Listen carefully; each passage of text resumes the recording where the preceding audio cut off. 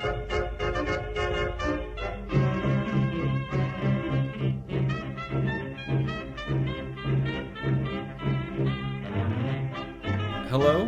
and welcome back to Harlan is in Danger. I'm your host, Tom, and today I'm joined, as always, with my good friend and co-host, Mitch. Hello, I'm also here, and today we are going to be doing our Circle Undone Retrospective. So this is the episode where we talk about all of the scenarios and our player decks, and talk about where we're going to be going on our next adventure. Yeah. Important to note, I don't think I've ever said this before, but there's going to be spoilers for the Circle Undone throughout this video, so if you don't want that, this is probably not the video for you. But hey, thanks for stopping by. Yeah, I think with that, let's kind of just like real quick. I want to get like I guess what are your thoughts on the campaign as a whole? This was your first time actually playing through the entire Circle Undone, so what did you think? Yeah, that's a great question. I wish I had a better answer for you. Okay, here's what I can say just on an impression level. A couple things. One, it was really scattered when we played it, so that helped, or that hurt my ability to like put the memory together cohesively. But I've also attempted this campaign like 3 or 4 times, and that feeling has not gone away. Yeah. So I think the scenarios just really blend together with this one in a way that no other campaign does. I'd say the closest one that does this is maybe Carcosa for me. There's a number that I kind of forget that are inserted there. But this one's really, really bad at that. If you consider that a bad thing, anyways. Yeah. Which I only do in terms of the purposes of talking about the campaign, like retrospective, like this stuff.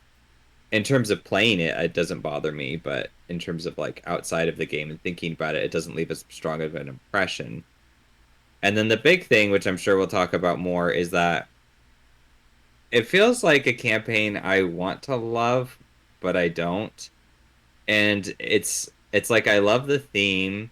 I love the concept of how the encounter deck is supposed to work, and I like the haunted keyword. I thought that was a really great mechanic to punish seekers. Um, but then it just feels like the game plays itself. And Yeah. it's like if you weren't there, it would still play itself, and it would play the encounter cards and do things, and it kind of ignores you. And it just feels a lot less. I don't know, like the comparison I'll probably make a lot is with Forgotten Age, where you're just being hunted by snakes and all kinds of evil baddies, and there's just pressure of different kinds throughout that campaign, and that's what gets that engagement going. And this one just really lacks that. It's just like it's just like, toying with its cards. It's like, ooh, I'm gonna do something, and Yeah. then at some point you're like, I guess I died in the crossfire of what you were doing. Yeah. Yeah, I think there is like, and I mean like thematically this is a campaign like that's about being about fate, about not having like control of what's going to happen, and like for better or worse that's executed, I guess. I think all the critiques you're bringing up are ones that like I've had with this campaign, playing it several times. You just don't really have very much agency in this campaign. The encounter deck does what it wants to do, and you're kind of just along for the ride. It is a little bit less, I think, on wheels than other campaigns, or on like a track. What is that? What's that expression? Oh, linear? It's a little, yeah. It feels a little bit less linear. It feels like you do have some agency between scenarios, but I think like when you're in the actual scenario, there's one way that the game's gonna let you play it. Yeah. Yeah. And like you can change those scenarios based on who you side with. If you side with Silver Twilight Lodge or with the witches, that changes the scenario's setup. But then once you have a setup, that setup is going to play the scenario very similar to the way that it always plays, right? And yeah, I think just to kind of give my own personal thoughts on this campaign, it has some really good scenarios, and it has some really bad scenarios. And I think overall it has a very like middling place. Like, I don't think there's a single campaign in Arkham Horror the card game that's bad, but I think like this is definitely like the baseline I would like If play. there was one. Yeah, well, so this is the one. I don't think if there was a worse campaign I'd play it than Circle Undone, right? Like I guess that's kind of how I would phrase it. Like Okay. If there was a campaign that I think was worse than Circle Undone, I'd probably be like, I'm just gonna play something else. And I think as we get more and more campaigns, as the game continues to grow, Circle Undone might start to get shoved out as a campaign that I'll consistently play. I see. Yeah, especially now that the game is so big, making time for which ones you want to play, you're probably just gonna more than likely cling to your favorites. It's strange to even say too, because you would think that, oh, I've played this campaign like Forgotten Age, for example, so many times. Why would I play that again when this one's like newer and fresher? It's because like the gameplay is just so much more. I don't know. There's so much more engagement I get out Yeah, of Forgotten Age versus this one. So yeah, yeah, but. Yeah, it's a good way to summarize it. yeah. All right. Well, before we get into the actual scenarios, let's talk about our decks because this is, even though it doesn't feel like it in Circle and Done, this is a game about us and the cards we put in our decks. So we're gonna start with your two decks, I think. Yep, there they are. So you had to take two decks this Yeah. time because someone had to get retired. Why don't you tell us about these decks? Okay, yeah. So I started off with Amina Zidane and was doing the whole Doom deck because I thought that would make sense. Amina places Doom on cards, and that wouldn't be as much of a problem because the Doom clocks were supposed to be so generous. And that didn't really work out, to be perfectly honest. I think it worked out okay. I think the weirdly the doom that ruined this Amina deck was the doomed weakness that you got because we didn't finish that first scenario very effectively. Yeah. So I had the Doomed weakness, and that was just a real pain.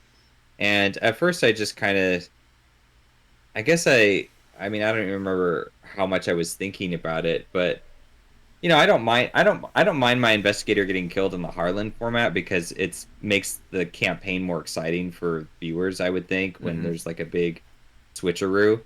But it did start to be like I need to draw cards, but I can't draw cards.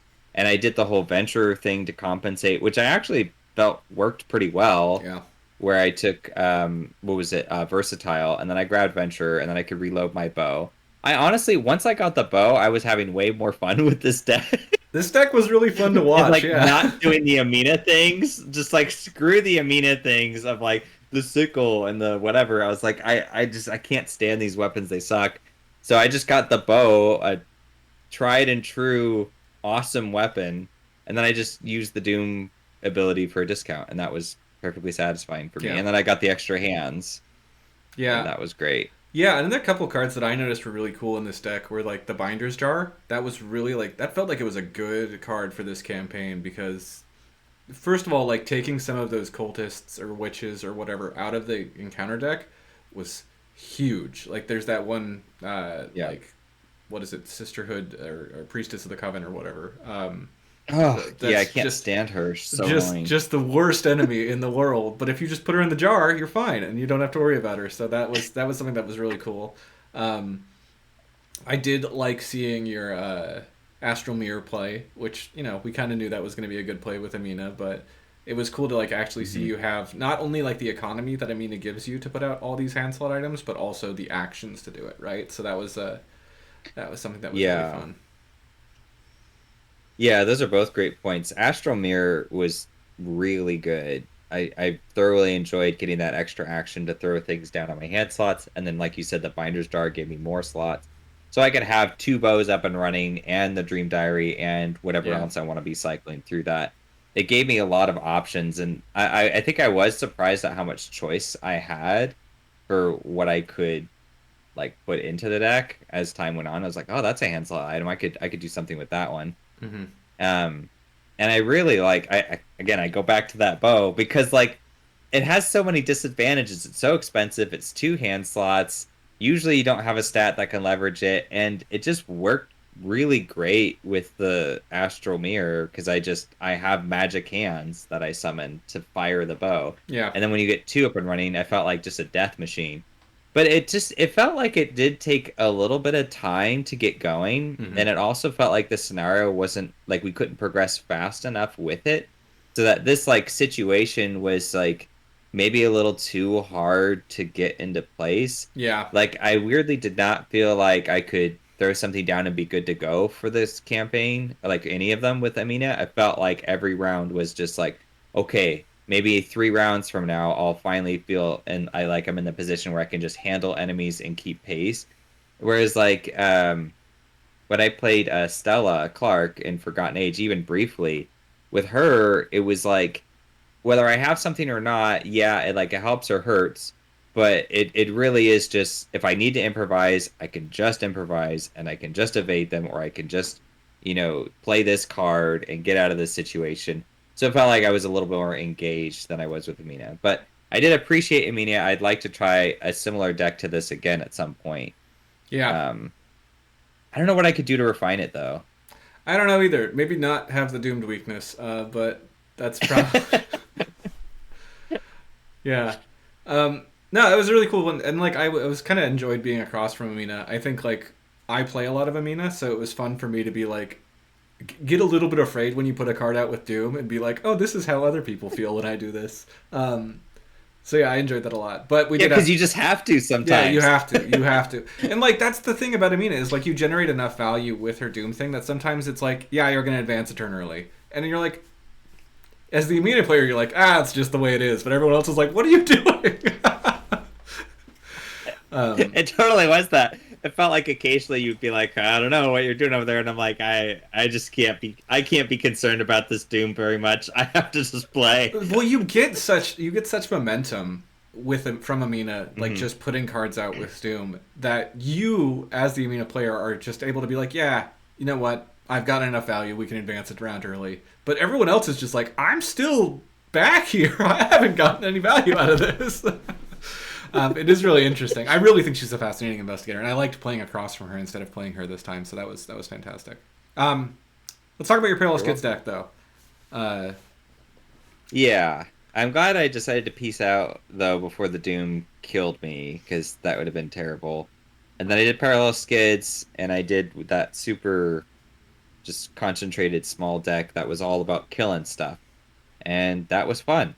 Parallel skids is a lot of fun because he can just get like he can do that test every round, mhm. which is interesting because he can use it for some extra cash, but he can also just use it to play his skills and then benefit from the skills, which is what you were kind of teaching me to do in those last couple scenarios. And I thought that's fascinating. I can use like a test to do nimble and then just get out of here. Yeah, And I don't even it's almost like I got an extra action if I do it that way. yeah, So yeah, parallel skids is definitely he's much better than regular skids. Like vastly superior to yeah, regular skids. yeah. Yeah, this was another fun one. I think like the thing that I wanted to like bring up about this one is you never put any experience into this deck, and like it was still like enough to get through like the final scenario. Like Yeah. that's just the power of like having a small and consistent deck, and Hmm. the ability to just get money. I guess like that was really cool to see. Yeah, Well, yeah, because you compare with like Amina, and her benefit is well, let's get a bunch of cool hand slot items because those are charmed, hmm, and then you're like, well, I'm going to do the astral mirror so I can have more slots, and you think, okay, that's cool, but you have to pay for the astral mirror twice because you got to pay XP, then you have to pay the cost of it and then play the card. And then you can, be using the Doom for that as well, but that's another thing you're going to have to address. So it's just like a stack upon a stack upon a stack of things that you will then need to address down the line. yeah, Whereas with skids, it was just I'm just looking for my 45 Thompson. That's it. That's all I need. And once that's down, hopefully Lonnie Ritter or the leather jacket or something shows up along the way because then I can use them as a buffer for like crypt chills and stuff. hmm, But other than that, all the other cards were just like riffing off of the Thompson and just killing things and just ignoring willpower consequences up to wazoo. So it was strangely like it wasn't just like a more focused deck. It was a more focused deck because it could be, and I could afford that. And I yeah. just that's why I'm like curious to revisit Amina Zidane and do like a rendition of this deck. I'm like, is there a way to do this without demanding so many cards and just get to that situation she wants to be in sooner? Yeah, yeah. That would be interesting. And like I think that is an interesting kind of way to talk about Amina. Is she does demand a lot of different pieces to come together. And when you get those pieces together, you're like, oh yeah, I can take on kind of anything, right? Like, and I have the resources to pay for it. I have the actions to do it, but it is a little bit of a slower startup. Even though she can get a really accelerated startup by just dropping a card down in like the first turn for a Doom, right? It still, you want more pieces because of that very flat stat line. Yeah. Yeah, and also too, stuff like Scroll of Prophecies was in there specifically to help me get the cards I need. It's like, well, if I don't get it, I'll put Scroll of Prophecies down for a Doom, so I don't have to pay for it, and then I can dig through my deck. And in theory, that works great, but then it doesn't help you if you get your stuff early. And then it's also just like more turns, more time, more investment. And sometimes it would be hard to just get rid of it because if Yeah. like I wouldn't have like I'd have too many hand slots by that point because I need to kill this enemy now or whatever. Yeah, yeah, So yeah. it would just be it was just odd how things wouldn't like coalesce together very often. When it did, and there were moments of that in pretty much every scenario, it felt like there was a moment where I was like, okay, this is kind of working and I'm feeling it. But it never felt like I could just kick back and enjoy the deck, or I enjoy the see. Yeah. character. Yeah, yeah, yeah. But it did make me want to play her some more. I don't think she's like the worst investigator by any means. No, I don't think so either. I think she's a really fun investigator. But yeah, we'll make some more time to play with her. I'll have to tell you about the deck I've been playing her in for a different thing later. But let's move on. I want to talk about my Mandy deck because Yeah, I let's do think that. this is the other half of the problem we had with Circle Undone. So you talked a lot about like how we were kind of like stalling out and the scenarios were kind of just getting ahead of us, even though we had those really long Doom clocks. I do feel like this Mandy Thompson deck had a lot to do with that. I felt like I was not keeping pace with the scenario, like ever. I always kind of felt like I was behind, which is a thing that I did not expect to happen with this deck. Yeah. It was Because just at looking at it at face value, it seems like it wouldn't be a problem. So what do you think it was? I don't know if I had enough search effects or if I Okay. had the actions like enough like upfront. Like I think I had very bad mulligans with this deck pretty consistently. And I think maybe doing the strategy of like playing Research Librarian turn one is maybe not good in this campaign. Like the theory was like Circle Undone it plays a lot of encounter cards anyways, so it's kind of like maybe it's okay to just deal with one, right? And a lot of them kind of do nothing when Yeah, they first pop out. It's only when you get the third or fourth that it's a yeah. problem. Yeah. So that was like the idea, but then like I think I weirdly needed the Research Librarians to be a search effect that I could trigger, as opposed to one that like I just used to like get rid of my weakness. Because I would like what I would do is I would see a Research Librarian in my opening hand and I'd be like, cool, I can deal with my weakness. But I like guess I underestimated like the tempo loss from that not proccing that search effect. Not from the encounter card, but from not proccing that search effect. Like that was the kind of piece that I see. needed. Yeah. And then also I think I was trying to do too many things because Mandy's deck size is so big. Like trying to do the clue drop as well as like the searching was just like didn't really work. See. Because I would get like my clue drop payoff cards without having my clue drop build up cards, or I would like, I don't know, play. Oh, that should be a leveled up Dr. William T. Millison, but whatever. Yeah. I was playing with a Ravenquill deck and like that didn't really work. I'm not really sold on Ravenquill. I know people love that card, but I guess I just don't seek her very good because I just couldn't get the value out of it.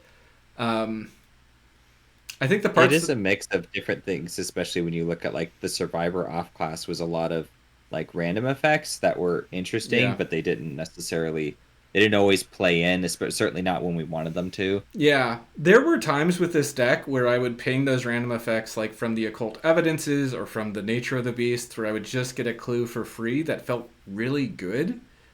And like I liked the control of the dilemmas in this deck, but I think like I was just doing too many other things on top of that. And like that's the weakness of like the tabooed Mandy that has to have the 50 card deck, right? Like that is the weakness of it. So I don't like I just think I went into this being like, I've played Mandy before, having played like a 30 card Mandy deck that was super efficient, got all the clues before anything happened, and then I came into this with the 50 card deck and was frequently just sitting there with like 2 cards in my hand and no search effects on the table, being like, wait, what do I do? Like, do I just investigate normally? I don't have magnifying glasses in this deck. I don't have like just basic perceptions, right? Like, so it was just like one of those things that I just didn't really feel like I had the typical Seeker tools, because I felt like, coming from playing like a 30 card Mandy deck, you don't need the typical Seeker tools in that deck because you're just so consistent. Yeah. That is interesting, because it almost feels like we were both sort of caught in our own web of a deck for different reasons, and that was like an extra hurdle that the campaign didn't need, but we kind of thrust upon ourselves unknowingly, but that's just kind of how it played out. Because I do remember lots of instances where you were like, okay, well, I need to like work with my deck and like have a conversation about how we're not making progress. Yeah.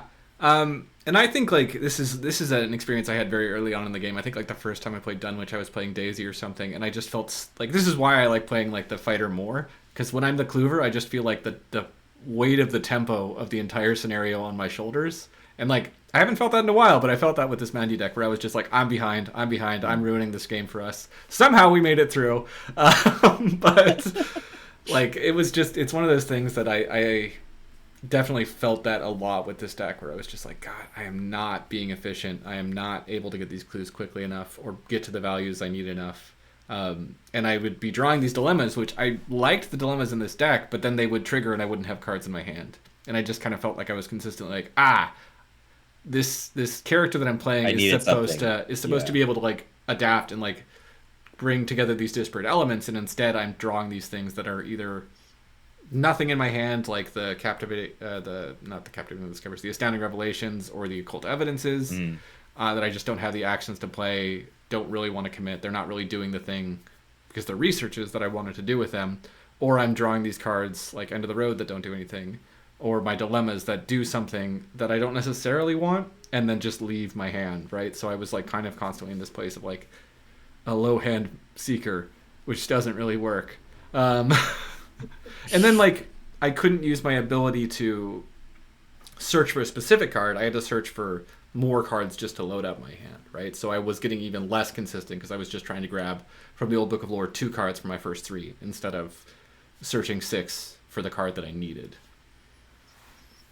Man, you were really dug into a hole over there. I did. I put myself in a hole with this deck. It was, I don't know. I had a lot of fun with it at first, and then like it started to like, especially towards the end, I was just like, oh man, what am I doing?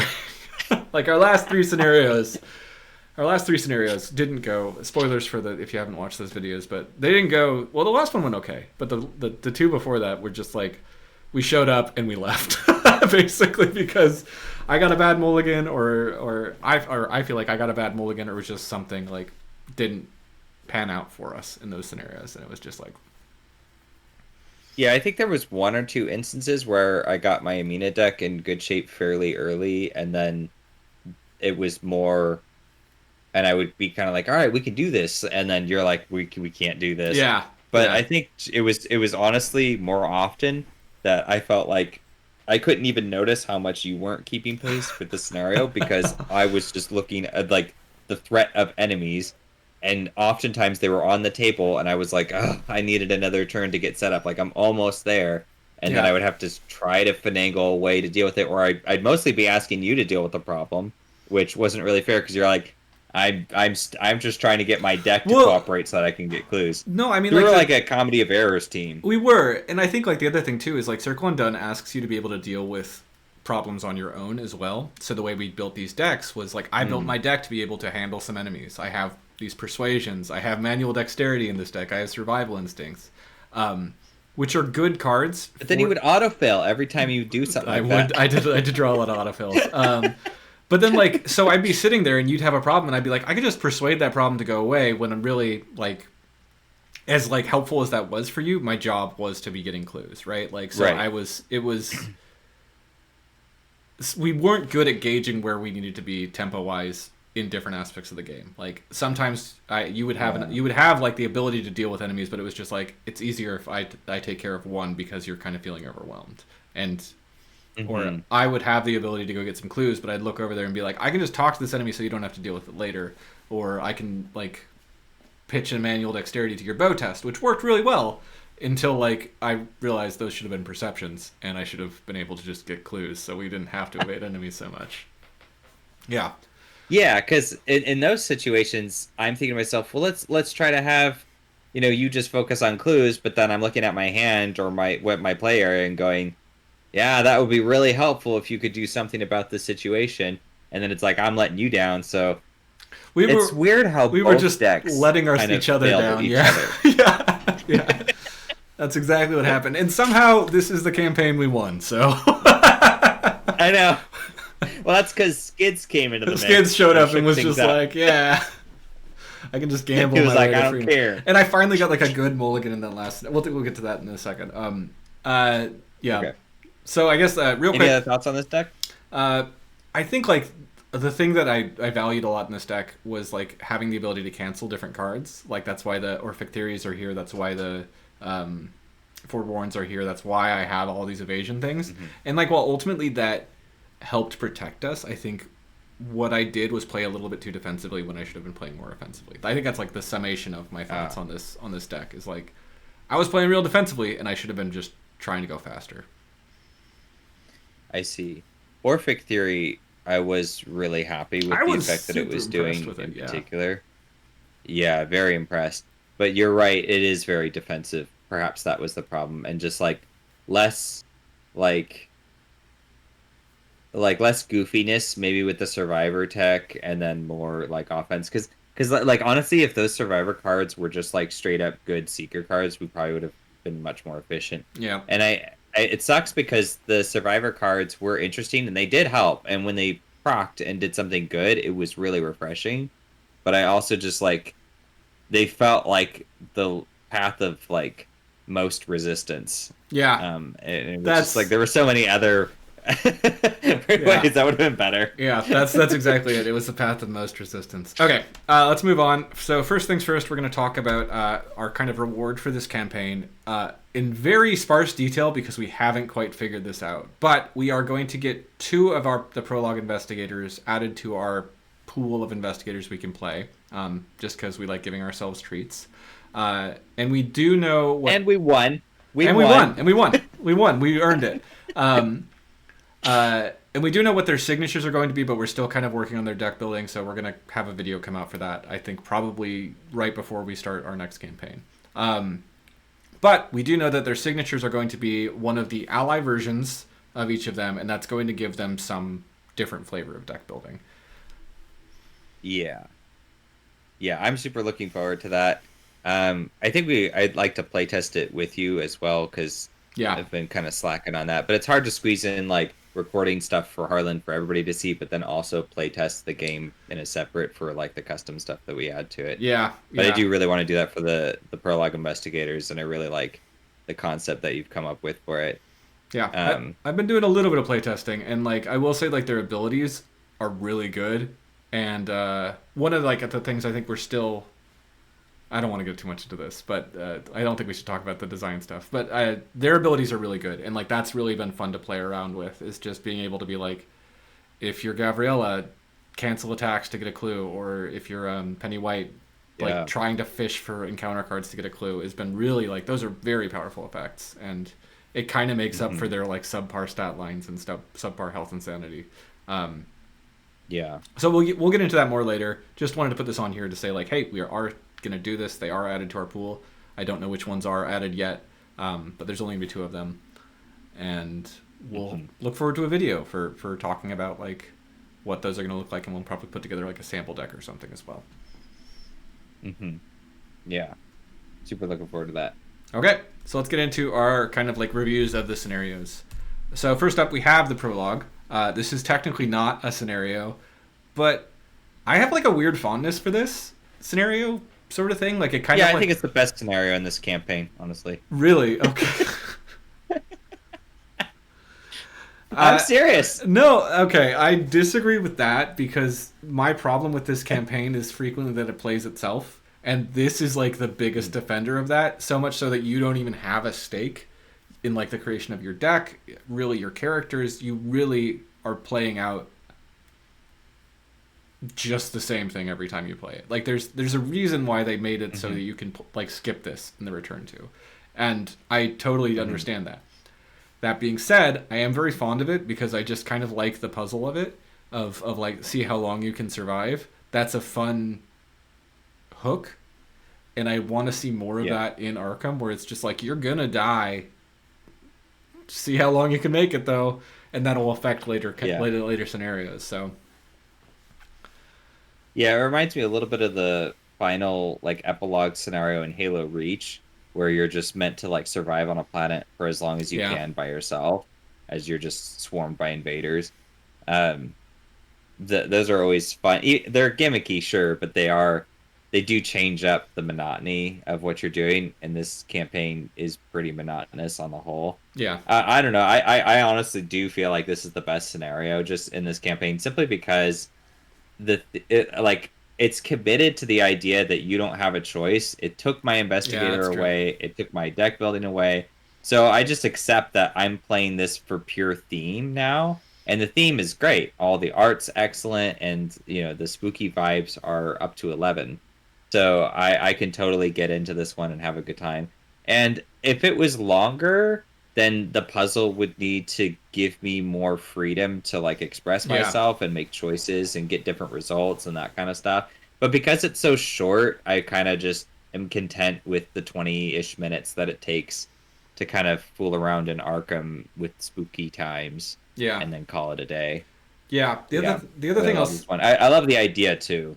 Yeah, and the other thing I'll say in its favor is that it's actually a good teaching scenario, because you're not talking about you can just kind of talk about like the gameplay basics, right? You can be like, there's an enemy, you're a person, and this is like what you said about like the vibes of it is like exactly kind of like that's what you get into Arkham Horror 4 is like how good the vibes are, how good the art is. Like that is the hook, right? Like I talk about this a lot, but like the moment I threw Lita Chandler to a Mordoth in the Night of the Zealot was like the moment I was like, I'm gonna get more of this game, right? Like because it's just like it was such an evocative thing, and I think Disappearance of Twilight Estate still has that. It really has that like very evocative feeling of like, you can't do anything about this, you're gonna die.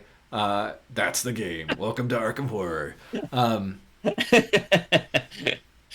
I do. It certainly sets a precedent for the rest of the campaign as well. And I do like this. I do like this scenario. I think you're right though. If it had gone longer, it would have been a little bit like, I need more freedom.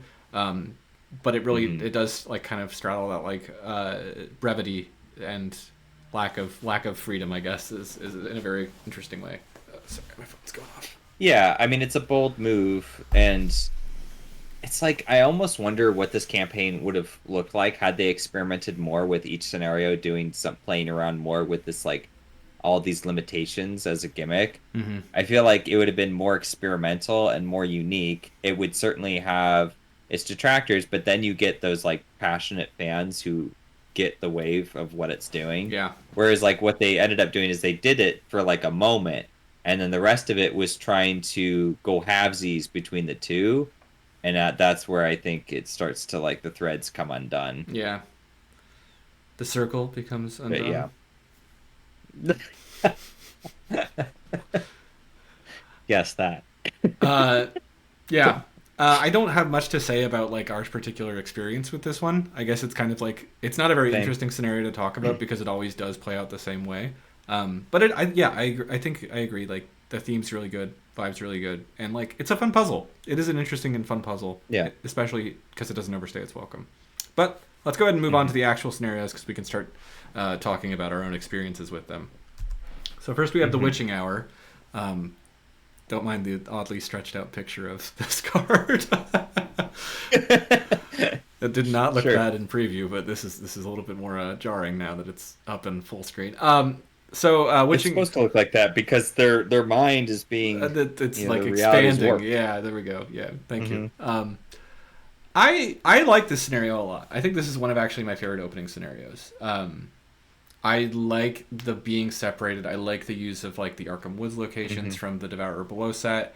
I like the use of the agents of Chubby being shuffled in. I love seeing Goat spawn. I hate that enemy's terrifying, and I wish it showed up more. Uh, Yeah. and yeah, I'm really into this scenario. I like having to be able to be like flexible and like scrappy. That's kind of my favorite playstyle, and this is a scenario that really rewards that. Um, the things I don't like about it are that the encounter deck is actively trying to stop me from being scrappy and being able to do like these thrown together plans, I guess. Hmm. And I do not like the Priestess Yeah, of the I like. Coven. Sorry. I think it's mostly just her that I don't like. She's just too much. Like she's way too much. But also, like I was playing a somewhat ineffectual Amina, especially for the first. It took like two scenarios Yeah. to get enough XP to where that deck could actually function. So it's a little bit harder to say. But yeah, I would agree. This is one of the better scenarios in this campaign, and I do really love that the players are separated. It'd be fun to revisit that in a future scenario, one that happened like maybe later in the Oh, campaign. you do. You do I revisit actually, that in the future scenario. You in the one where you're doing the circle tests. There's like a very brief moment where you're separated, but they don't like revisit it oh, that's right. consistently. Yeah, I kind of do. I agree. I wish there Yeah, was more of that though. I had an idea actually. Weirdly enough, it came from a dream of an Arkham scenario. I should probably just design it. I think it would be really fun. But the whole thing is, if you're watching this, this is spoilers for how this would eventually play out. But whatever, you would go into like this haunted house, and if you go into a door, a lot of them would like lock you out from where the rest of the Yeah. investigators are. And so the gimmick of the haunted house is it's trying to like square off all the investigators, and as you get separated you end up in like the cool greenhouse or the dungeon or all this other stuff. It's like some haunted mansion, and then you would find your way back to meet up with each other. Mm. I thought that would be really cool, but yeah, so they should like experiment more with that. I think that's something where it's like, especially with the larger groups, the whole problem with that is like when you get to four players, it makes the game much easier because investigators are adjacent to each other, or like being able to like, oh, let me Yeah. just run over there and deal with that for you, or let me give you this card from over here. So if they could kind of, I don't know, curb that on occasion, that might be interesting. Yeah. But yeah, this is a fun scenario. I think I had a really rough time of it with Amina because the deck was ineffectual, but I don't think it really had to do with the scenario. No, I agree. I think we didn't have a good scenario or showing of this scenario, but typically this is a pretty good scenario. Yeah. Yeah. Yeah, I don't have too many other thoughts about this one. Okay, let's move on. So next up, we have At Death's Doorstep. So this is the one where we go into the Silver Twilight Lodge for the first time as our investigators, and we very gradually reveal like something has happened here. Uh, Hmm. Thematically, I think this scenario is spot on. Like it is really Yeah. cool to be like, there's evidence that was left in the prologue. The connection to the prologue is really cool. Try to get all the evidence before something happens, and it gets spooky. Um, I Hmm. think I think like and I think like the vibe I still like when it gets spooky, but I feel like I get a little bit this is where you start to see like this is going to play out kind of the same way in each successive play of this scenario, right? Like once you have accomplished your goal of like the first act of trying to get all the evidence before the agenda advances or whatever, it always kind of plays out the same way. There's the Spectral Watcher. You can't deal with a Spectral Watcher, and very gradually you're going to either try to get Silver Twilight enemies to leave, or you're just going to let them get killed because you don't care about them. Hmm. And like I think that's an interesting choice, and that's like a fine choice. It is a choice that I guess exists in the scenario as opposed to between the scenarios, but I do feel it's frequently like I make the same choice, or like I have the same considerations that I'm making, and that's not like there's not like a time where I'm like, oh, this would be like really cool because like I could send the Spectral Watcher to do this and like kill these guys, and that would free me up to do X Y Z. It's just a very simple like the location placement's very simple, and there's not like a lot of Hmm. consideration.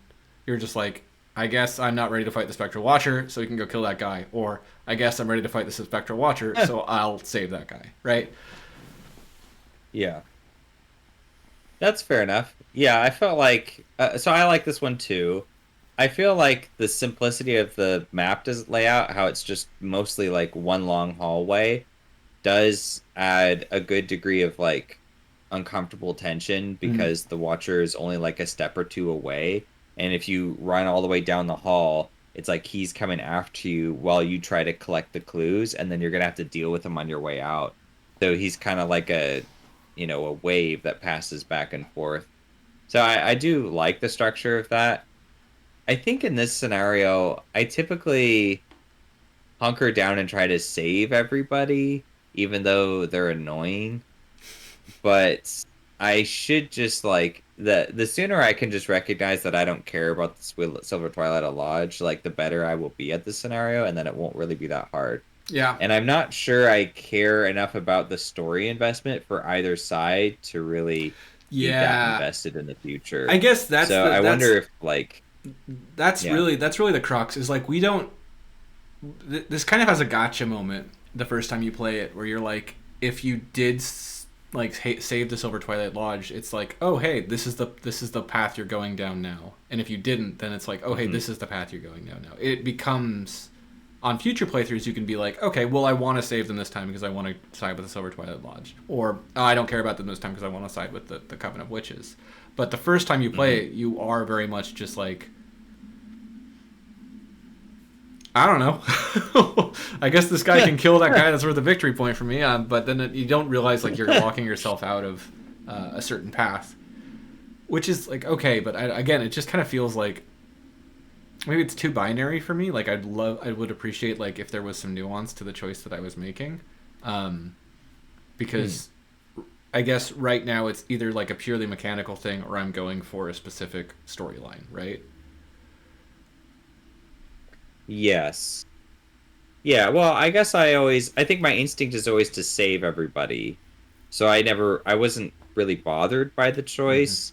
I was mostly saying that I didn't really care for the story payoff to the whole campaign I see. of like, I don't even remember our resolution that well. I just like thematically just doesn't feel very, I don't know, something about it just felt lacking. So like this being like ultimately a choice for down the road, but that payoff not being Yeah. something, because I think of all the storyline campaigns, this one I was like the least invested in, which is kind of weird because it's like the thematically I'm the most excited about or one of the most exciting ones. Mm-hmm. So it's weird that the story doesn't quite deliver. It Yeah. kind of like does a lot of your usual Arkham Horror LCG campaigns where it's like you're choosing one side or the other, and for some reason that just did not feel like it made sense. Like I never really had cohesion there.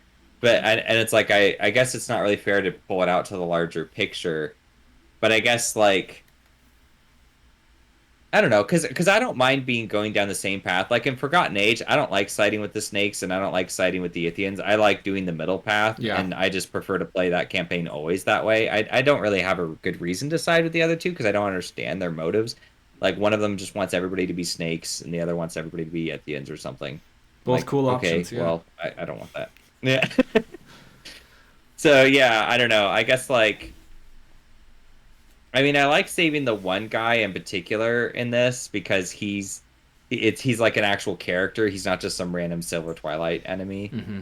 But yeah, I don't know. I guess that's all I could really say is like how much it like I wonder how I will feel next time because before that never bothered me in this. Every time I played this one, it's never bothered me because I'm always like, oh yeah, the payoff might be interesting. But when that's not interesting, I'm like, oh, maybe I don't care. Yeah. Yeah. I don't know. And like, I think this is. Yeah. There's more to this conversation that I think is going to develop as we go through the scenarios. But I think like Yeah. that's more or less what I have to say on the scenario. Is like it does feel. I don't know. Maybe this is the whole campaign. Is like the theme is really cool, but like the story's actually really bare bones. Mm-hmm. Yeah. Yeah, that is indicative of the whole campaign.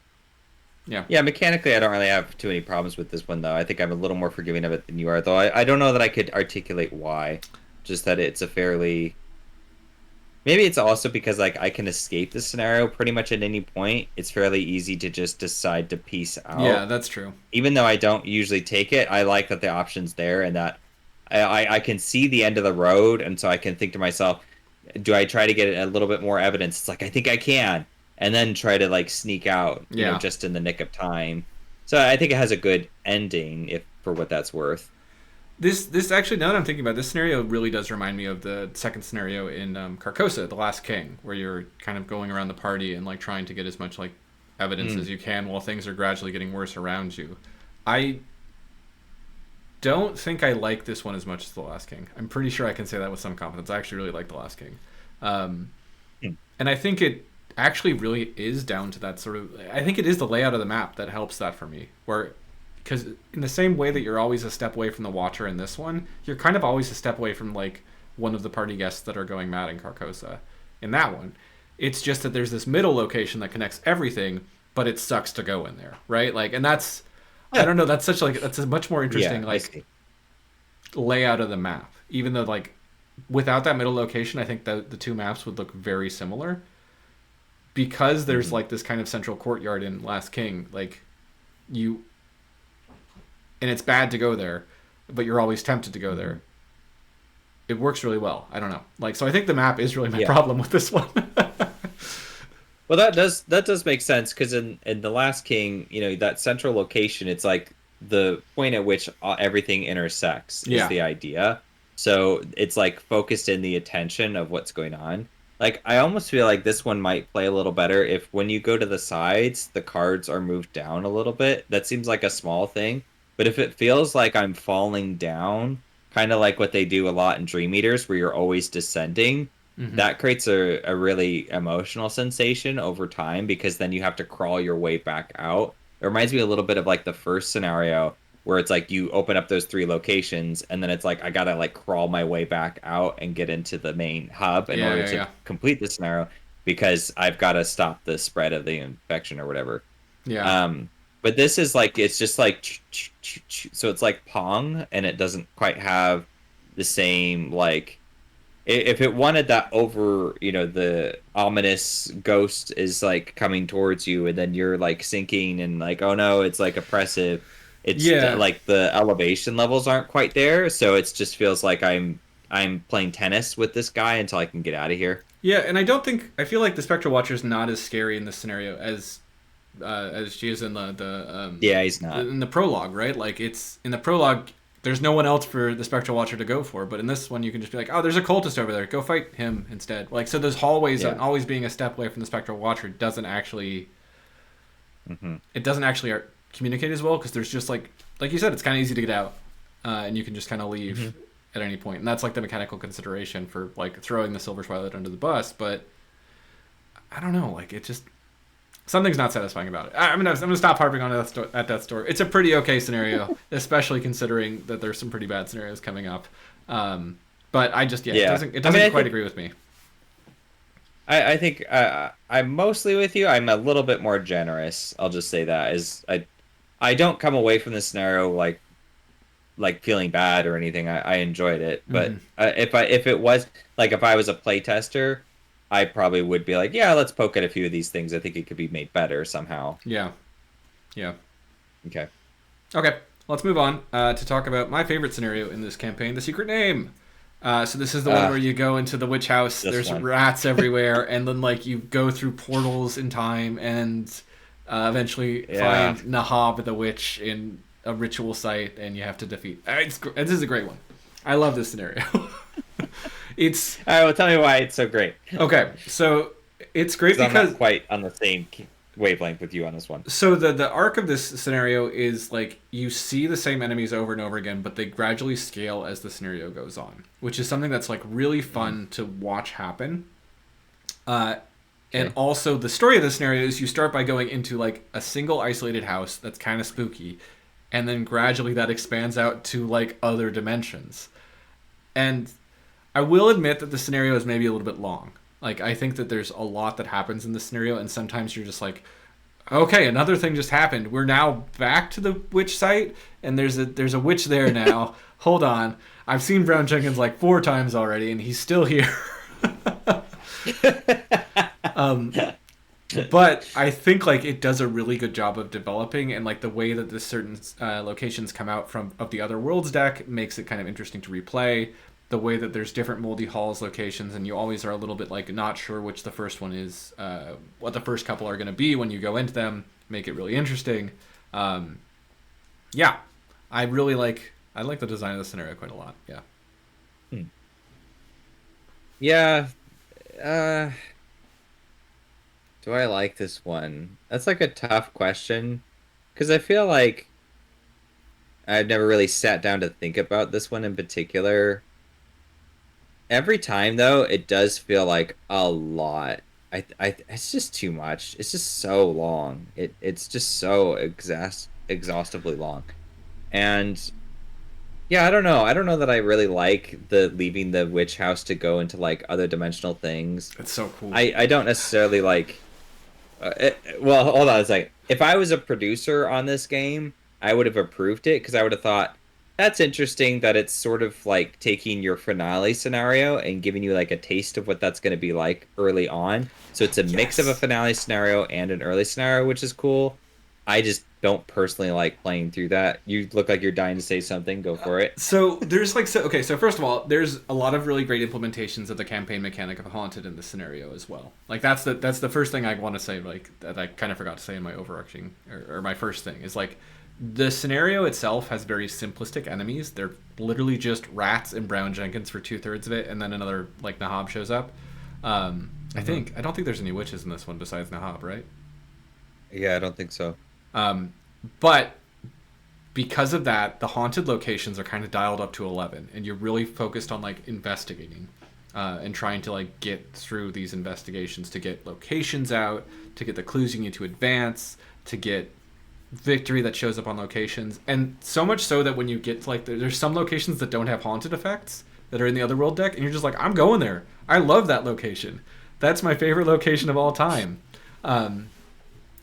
And you, I don't know, like it's, and then like in that Otherworld deck as well, there is the Court of the Great Old Ones, which is like, that's the last place you go in the campaign. And it's like just such a really interesting like moment of just like, you actually are going to the finale, to the last location in the game in the third scenario. And it just, that's like that's like a point where that feels really good, where you're just like randomly, here's a bit of foreshadowing. And it does feel like they actually achieve a little bit of like that. You are fated to end up here in that scenario, in that moment. I see. Yeah, that's cool. That makes me appreciate it more. I think yeah, it's like I don't dislike either half of the scenario. I just don't want them both together. And I really hate Brown Jenkins. You're supposed the to. Fury of 1,000 Souls. That's his job, is to be hated. Yeah. So annoying. That's I don't hate the snakes, the snake men in Forgotten Age.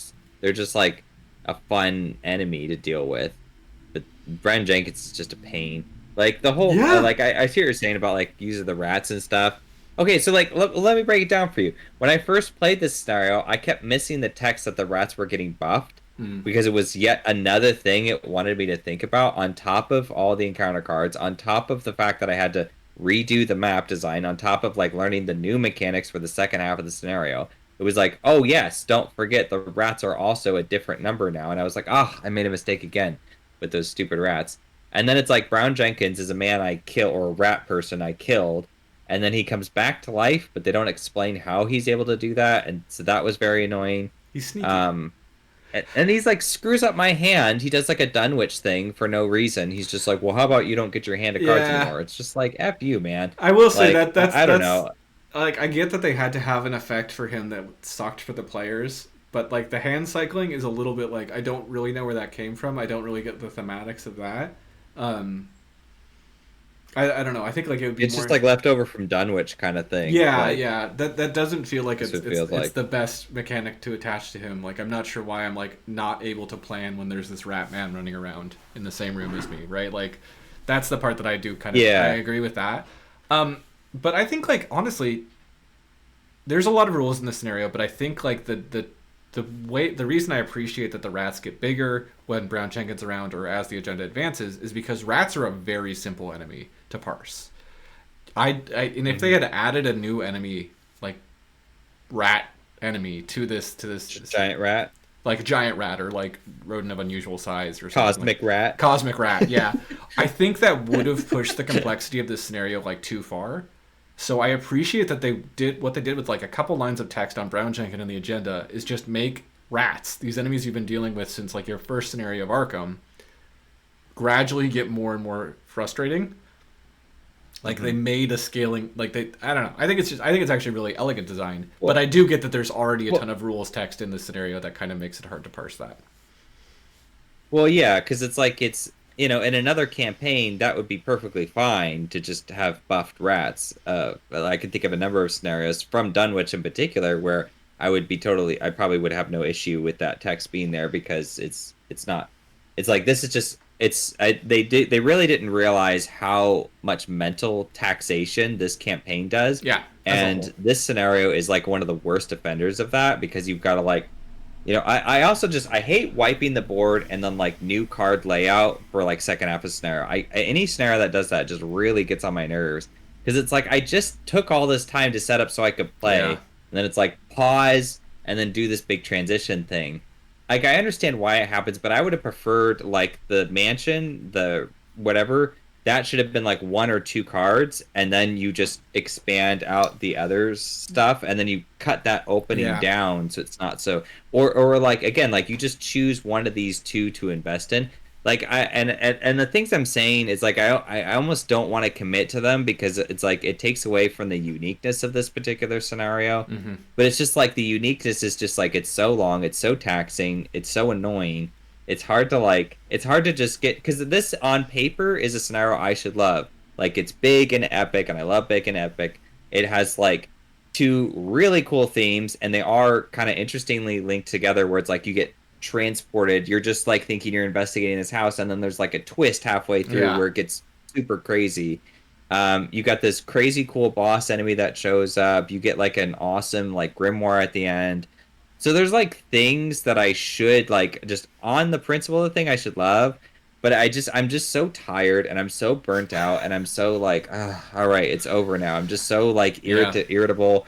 It's hard for me to just get to this point where I can enjoy it. Yeah. Maybe if I played it in like a large group and it was like maybe this is good as a standalone scenario where it's like, let's just play Secret Name. Get your strong decks, like 4 people, and just be like, bam. That's so fair. That's so fair. Like, this actually does have the complexity level of a standalone scenario. I will give you that, and the length. Honestly, like this is a standalone scenario that they put in the middle of a campaign, which is like. I think that's fine, and I think that appeals to certain people like me. But I do agree with you. I do agree with you. Like, and like I'll say, playing this with other people too, playing through Circle Undone with other people, I always like this scenario, and everyone at the end of it is just like, so it's not. You're not the only one. I think this is just a scenario that I'm just really fond of, and I'm in the minority on that. That's okay. Yeah. But it would be fun to do this one in standalone. Maybe we'll revisit it. I think that we should do that. Yeah, that'd be interesting. Yeah, I agree. Okay, let's talk about another scenario, which is the Wages of Sin. This is where you go to the graveyard and there's ghosts, and you have to bring them to a part of the graveyard they want to go to, or just don't. Like. I have to say, like, I remember we were getting ready to play this scenario, and we were just like, look, we can just leave at any time. It's okay. And that made this scenario pretty nice. Like, I had a pretty good time with this scenario, because we just got two of the ghosts and we left. And I was like, wow. Yeah. That was great. It's a bad scenario, though, if that's what it's making you do. Because it was like, what it had asked, how it had played its cards so quickly, it was like, I don't want to deal with this. I have no reason to deal with this. This is ridiculous. You want so much from me. I'm not doing it. Just peacing out.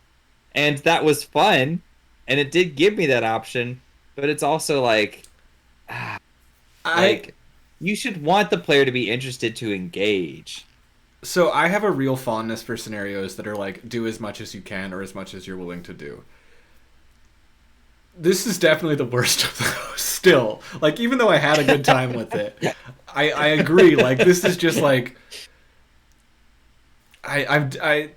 this is one of the ones that it's like, when I got like if I set like an achievable goal instead of like setting a goal that's like I Hmm. can like that's further out of reach to try and push myself. Like I'm always just like, you know what, I'm just gonna do the bare minimum and go because it's not that fun of a scenario. And when you do the bare minimum and go, you enjoy it a lot more, and that's not the mark of a good scenario, unfortunately.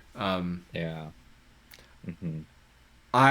We talked a little bit about this, I think, when we talked about the Dream Quest of Kadath or whatever, right? Like about like just Oh being yeah. able to say like, you know what, I'm happy with getting 3 or 4. Um, I think the difference between Kadath and why I'm still okay with that one in being like saying like I'm okay with getting 3 or 4 rather than trying to get all 5 of the outer lands or whatever versus trying to get all 4 of these ghost ladies is that the pressure in this scenario doesn't necessarily come from the doom clock, so you feel like you have the time to do it. The pressure in this scenario Mm. comes from like just getting your teeth kicked in, which is Yeah, yeah. I think people would like this scenario more if the doom clock was tighter, if there was less time to do all these things, and they just dialed a little bit back on like the kicking you in the teeth, right? Hmm. Because if I'm Yeah, I see what you're saying. yeah, like that's a pressure. The time pressure is always going to be the same, and it doesn't make me feel like I'm playing bad if I lose out on Doom. What makes me feel like I'm playing bad is if I'm like sitting at 1 health and 1 sanity and just being like, I just gotta go. This deck isn't working, right?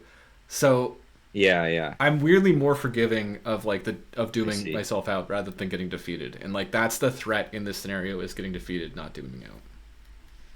I think that's a really apt perspective because I think it would play more like Dead Heat in that case, Mm-hmm. where because Dead Heat is like that really hits you. But we had a good time the last playthrough of it, or at least you did, and then I appreciated it in our discussion. I think is how it went down because you were explaining like the more nuances of that scenario.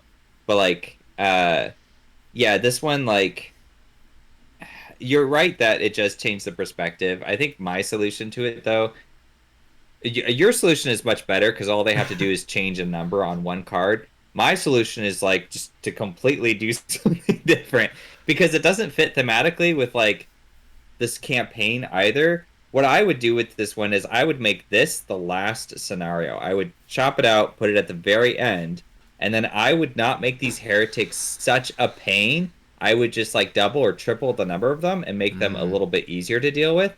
And I would change the premise to it's something like after you've dealt with Azathoth, you get sent back to Earth, and maybe this is like the secret scenario that you get Yeah, at yeah, like yeah. Forgotten Age or something like that. But you would get sent back to Earth, and you don't know if it's real or not. But the ghosts are now like the undead are trying to pull you into the ground and kill you, and so it's like that Halo Reach thing. It's just straight up survival, or it would harken Yeah. back to Disappearance of the Twilight Lodge, and it's like, oh my gosh, I just have, and it would be like the picture that's in this in this I think it's on the one of the cards where there's like ghosts like grabbing you or whatever. So Yeah. it'd be tons of ghosts everywhere, and they're all like pulling you underground, and you're just fighting to get out. And I think, and like the more you kill, like the easier it is to like break down the gate because there's less ghostly presence to free yourself or something like that. And then you could have some kind of spooky like, did we really get out or something like that? That's what I would do with it because as it stands now, it's just like, and now we're going to a graveyard, and you're like, okay, Yeah. why? And then it's like, Yeah. and then there's just ghosts because So there's ghosts, and you're like, I get there were ghosts before, but there was like it would describe like the presence of the watcher and like how it gets into a location. So it was never just like there's just randomly ghosts here. Like they actually, to their credit, the writers did a good job explaining like now there's ghosts, now there's not, and this yeah. one's just like there's ghosts. Obviously there's ghosts. It's a graveyard. What do you and think? and And and like, it's like yeah, the reason like that exists is like I think wasn't this one that they added at the very last minute because they were like we need 8 scenarios or yeah, something like that. And yeah, it does feel like that. It does feel like it's not conjoined to the story, and it feels like they put the Watcher in and the Ghosts in because like they do Watcher and Ghosts every 2 scenarios, and they had like a 2 scenario gap where they uh-huh, were like, Watcher needs to show up here, so I guess Watcher's gonna come to the graveyard. Though that doesn't necessarily feel like there's a great reason for that. You're not actually like the story of this scenario is you just are helping some ghosts, which is like a horror trope, and I like it, but it does feel it again feels like yeah, that sort of same thing like Dunwich, where you're like kind of monster of the week, but there's a recurring monster, And it kind of, Hmm. you know, like how you used to watch like the sitcoms from like the '90s, like the same thing resets every episode. It's a like just a different conflict. There's no like Yeah. regression. And now we live in an age where it's like there's no resetting between like an episode of this show and the next episode. It's like the story continues. There's this awkward middle Yeah, yeah, period yeah. of like the late aughts, early teens, where they still do Monster of the Weeks, but there's a bunch of recurring characters, and you never know what if this episode is Yeah, going to be a yeah. monster of the week or if it's going to be like a recurring monster. And that's kind of Hmm. what Wages of Sin feels like. Yeah, but because it's the only scenario that's like that, it Yeah, then sticks out like a sore thumb, and so yeah, you're like, it's hard to like if they did it every other or like for every scenario, it was all just episodic. That would be fun because then you'd be like, oh wow, they could kind of be played in sort of any order, yeah, and then this would probably blend nicely together. So that's yeah, that's another good solution to it. yeah. It's just it's kind of weird. I don't think. I also don't understand why the Watcher's here. Like, I guess I understand that the Watcher's here because you're disturbing witches' graves, but There's ghosts here. That's why he's here. yeah, it's just like I'm not It's a quite. graveyard. And like mechanically, it's because the Watcher shows of every other scenario. But that's just like one of those things that Right. like I don't quite see how it fits into the story that I'm helping these specific ghosts. I don't quite see Doesn't. why That's the fine. Watcher's here. I don't actually get anything from going to the scenario. Whereas like even knowing the full story of Circle Undone, I can see like why we go get the Black Book from Nahab. I can see why we try to Right. infiltrate the Silver Twilight Lodge, or do the circle tests in that Yeah. one that's later that I can't remember the name of. I can even Uh, see like the breach location's place, but this one just feels like it sticks out and it's like kind of its own thing, and that's yeah. yeah, Yeah, it's horrifically noticeable that that is going on. And like I said, it's so obvious what they're doing. They're just like, well, it's a graveyard, so there's ghosts. That's your justification. And like, I I don't mean mean to like, yeah, that does make sense, but yeah, it does make sense, but it's like it's not how the rest of the campaign yeah, is treating it. yeah, And you know, again, I probably would have done this whole campaign probably very differently, just conceptually. But like in terms of what they had established of saying like, hey, here's how we introduce ghosts and here's how we resolve that ghostly interaction. It's not constantly, it's only in like certain situations in which the presence is being activated or whatever. yeah, And you know, I don't even know the justification. I don't need the justification. I just know that it's always explained to me when it happens, and it's this like mood ping of like it's getting spooky now. yeah, And this one doesn't, it tries to do that, but it's just like the trigger is just sort of like within the mechanics and just doesn't work. It's like it needs to be in the vibe. I actually like the like graveyard scenarios. I'm like, okay, you're right up my alley. I love that kind of stuff. This is like Castlevania bits. I'm totally into it. And I think that's like another thing that hurts that because I this scenario because I think a lot of people are interested in that. And so when it you get to it and then it's just like shoehorned in, you're like, ah, this doesn't work. yeah, And it is a strange point about how I guess important Arkham scenarios are for like I don't think they're really experienced in isolation that much. I do think they are taken with a broader context in mind. That's certainly what Heart of the Elders in Forgotten Age is doing. And that's a scenario that a lot of people hate, understandably so, but the only reason they hate it is because they make you repeat it. If you don't have to repeat it, it's really not hate worthy. It's yeah, actually a good time. So like that's like an interesting one because that one and that one's two halves, which is also not very fun. But like the two halves is like adds this like stepping stone of like, okay, we're crawling back into the jungle and we're having to like battle the elements for a little while. It's yeah, not too long, but it's just long enough. And like again, that the big flaw was the repeat because then it's just forever. But like, you know, with this one, I'm like, what's the sort of justification that you are here? And since we know the justification, it's like even if we didn't know it, we would still look at it and go like, how does this fit? You got to like pull it out, put it somewhere else. You got to do something. It's like this is just yeah, yeah, yeah. I wonder if this is going to become a recurring thing for this retrospective. But I wonder how this would play in isolation if we played it as a standalone, right? I wonder if I'd like it more, or if I'd like it the same yeah. amount. I guess. I don't think I'd like it less. I'd like to. Yeah, I don't think I would like it less. I don't see that helping it too much, although I'd be more than willing to try it. Because you only get like there's only like four heretics, right? Hmm. maybe that's Yeah, it it's too. like, Maybe it just needs another heretic or something. Maybe that is like something it's missing.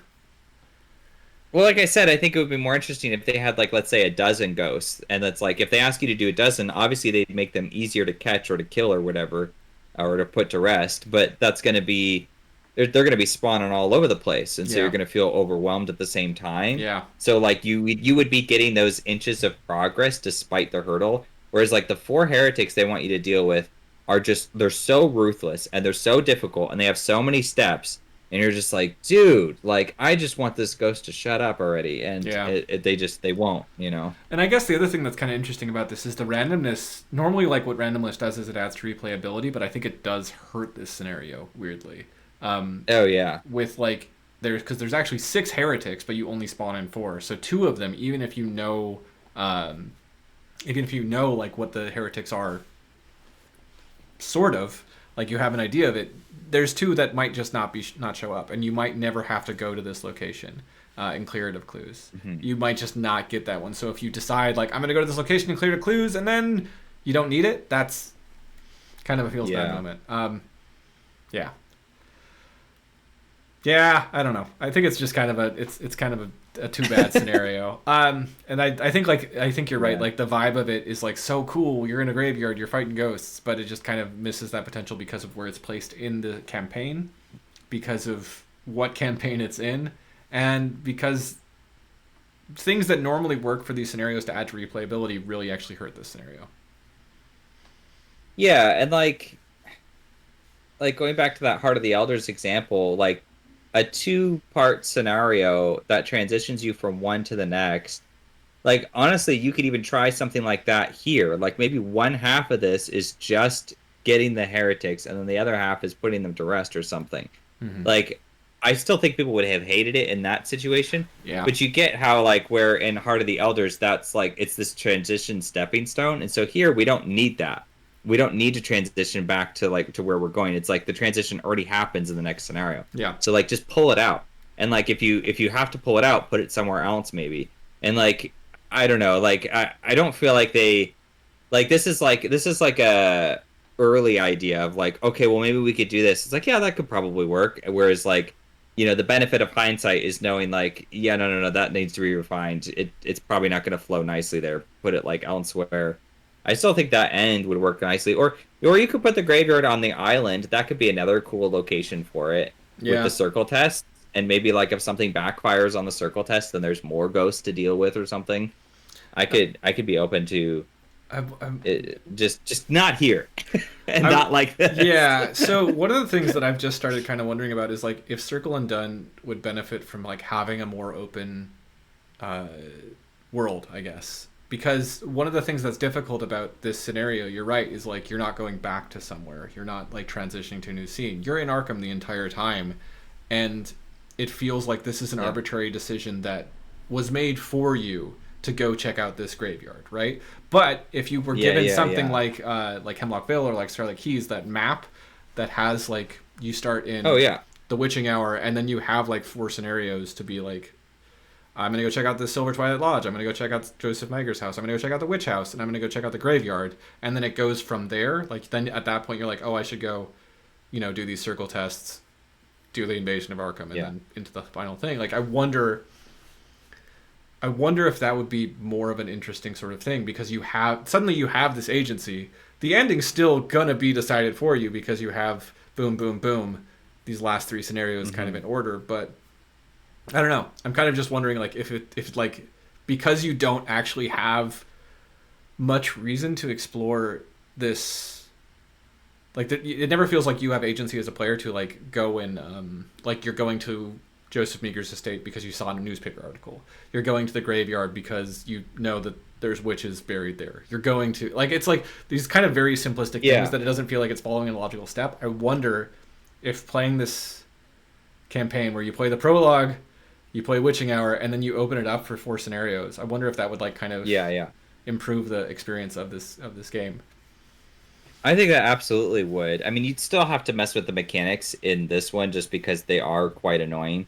But like, it would definitely help the motivation to play it because that's the thing about it is once you get to this, it's like I don't want to play this. And this one actually is a campaign stopper, which is the only scenario in this entire Arkham that's done this for me, where I play through this scenario and I'm like, I really don't want to play any more of this campaign. I'm just done. The Which is only kind of crazy, like yeah. how damaging of an impression it leaves. The only other one I have is actually a scenario I really love, but it scares me, and it's The Longest Night from Hemlock Vale. That's the only other time I've been like, I don't think I can play this yet. I'm too afraid. So, yeah. Yeah, I've only gone through that one once so far, so I don't know about that. But yeah, I mean, what you're saying makes sense. It's sort of like it's the same with Scarlet Keys. You choose to go to Dead Heat, and the Yeah. first time it sucks because you don't know what you're in for. But on future playthroughs, you can know and be better equipped, and you do get something cool if you can, Yeah. get the perfect ending with it. Yeah. So you could work this into a similar situation of like having an Arkham map.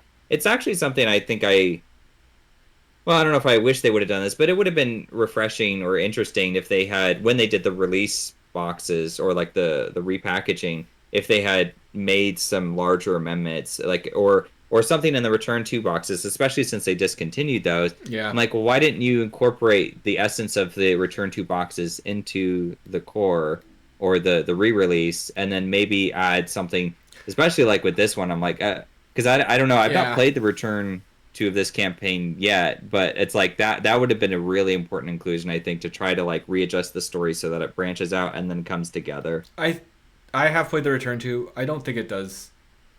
So the Return to is I actually think it's a good thing that they probably discontinued these, because like unfortunately they're band-aid solutions to a lot of problems, which is like helpful in the case of like Dunwich when they had like actual things they just needed to errata, or cards that just didn't quite work because they weren't whatever. And then like the random cards that they added to Forgotten Age and Carcosa really did help. But I think when it got to Circle Undone, like there's a reason they stopped after Circle Undone, right? Like it doesn't, they don't need the errata changes. They were starting to just make more broad changes, and those, they realized like they couldn't fix the entire campaign with just a Return to.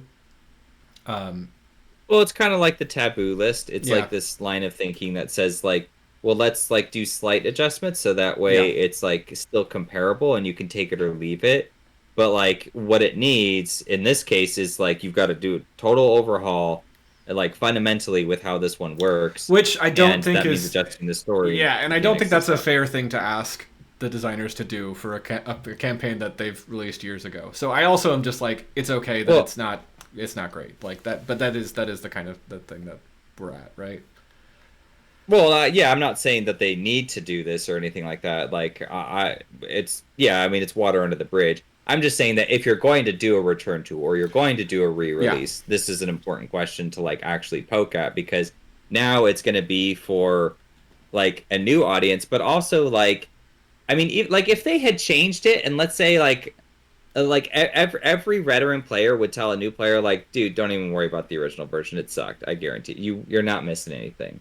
Like, and you really aren't. So it's like, go ham is more my suggestion. Now I understand like that wouldn't sit well with a lot of people who are like, oh, you're not preserving the integrity of the game through time. Mm-hmm. But like, it's meant to like evolve and grow, and games are like to me it's like an update on a video game, which I don't necessarily always agree with either.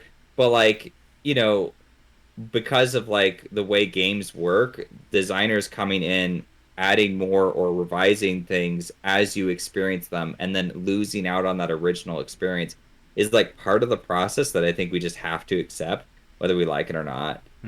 Just because it's like it's the nature of the way the medium of games works. But I'm getting too abstract. I think we are. I think we've lost Wages of Sin and are talking about other things. So I'm gonna just let's say this scenario has problems. It's not great. Sucks. Let's move on. Okay, so next up we have For the Greater Good. We played this one a couple times because we played it completely wrong the first time we played it, and we had to reset because we used the wrong agenda, but we still used the right cards, and we were advancing too fast. And I think that left a sour taste in our mouths for both of us. I think this is a fine scenario, but that's kind of all I'll give it, I guess, is it's like fine. And this is kind of like, what Wages of Sin started with, kind of like having bad to mediocre scenarios for the greater good, kind of continues. Um, Yeah, it's a pretty. I'm really apathetic towards this scenario, and I'm not. I'm trying to figure out why. The only thing I can think of is this is your sort of. I don't want to say obligatory, but it does happen a lot in this game where you will get a scenario in which you have to go to like an insane asylum or something, and then you get to the bottom of it, and there's like someone trapped there, and then you talk with that person, or you have to kill that character because they're evil or whatever, and then sometimes you have to escape, or sometimes it just resolves there. But yeah, you got to like infiltrate. So it's like your espionage themed scenario to infiltrate and like talk to somebody who's important, or like investigate, like like investigate, actually speak with someone, get an interview or something. hmm It's kind of like that, but I just don't care for it as much as I like the other ones, and I don't really know what I want from it. yeah. I guess the thing I'll say, and I don't know if you've played this scenario this way, but if you side with the Silver Twilight Lodge, this is a much more Mhm. interesting scenario. Really? Yeah, and I think that's kind of a bad thing. I think like having a more fun version of the scenario, if you are following a specific story path, is, I don't know. It rubs me the wrong way a little bit because I'm sure that's not intended though, right? I Or don't did you think it feel like it is. was? I don't think it is, but Okay. it's just like, I think the version we played is very much the classic espionage scenario of just like sneaking Okay. around, trying to avoid getting looked at, doom a cruise because you're getting caught. It's like Hmm. almost like your alarm level in Dream Eaters. But the Yeah, other version yeah. of the scenario is much more like you're schmoozing it up and trying to get information in like a very like kind of more abstract way. Um, Oh, that's interesting. which is, yeah, it's a lot more interesting and it feels like a different scenario.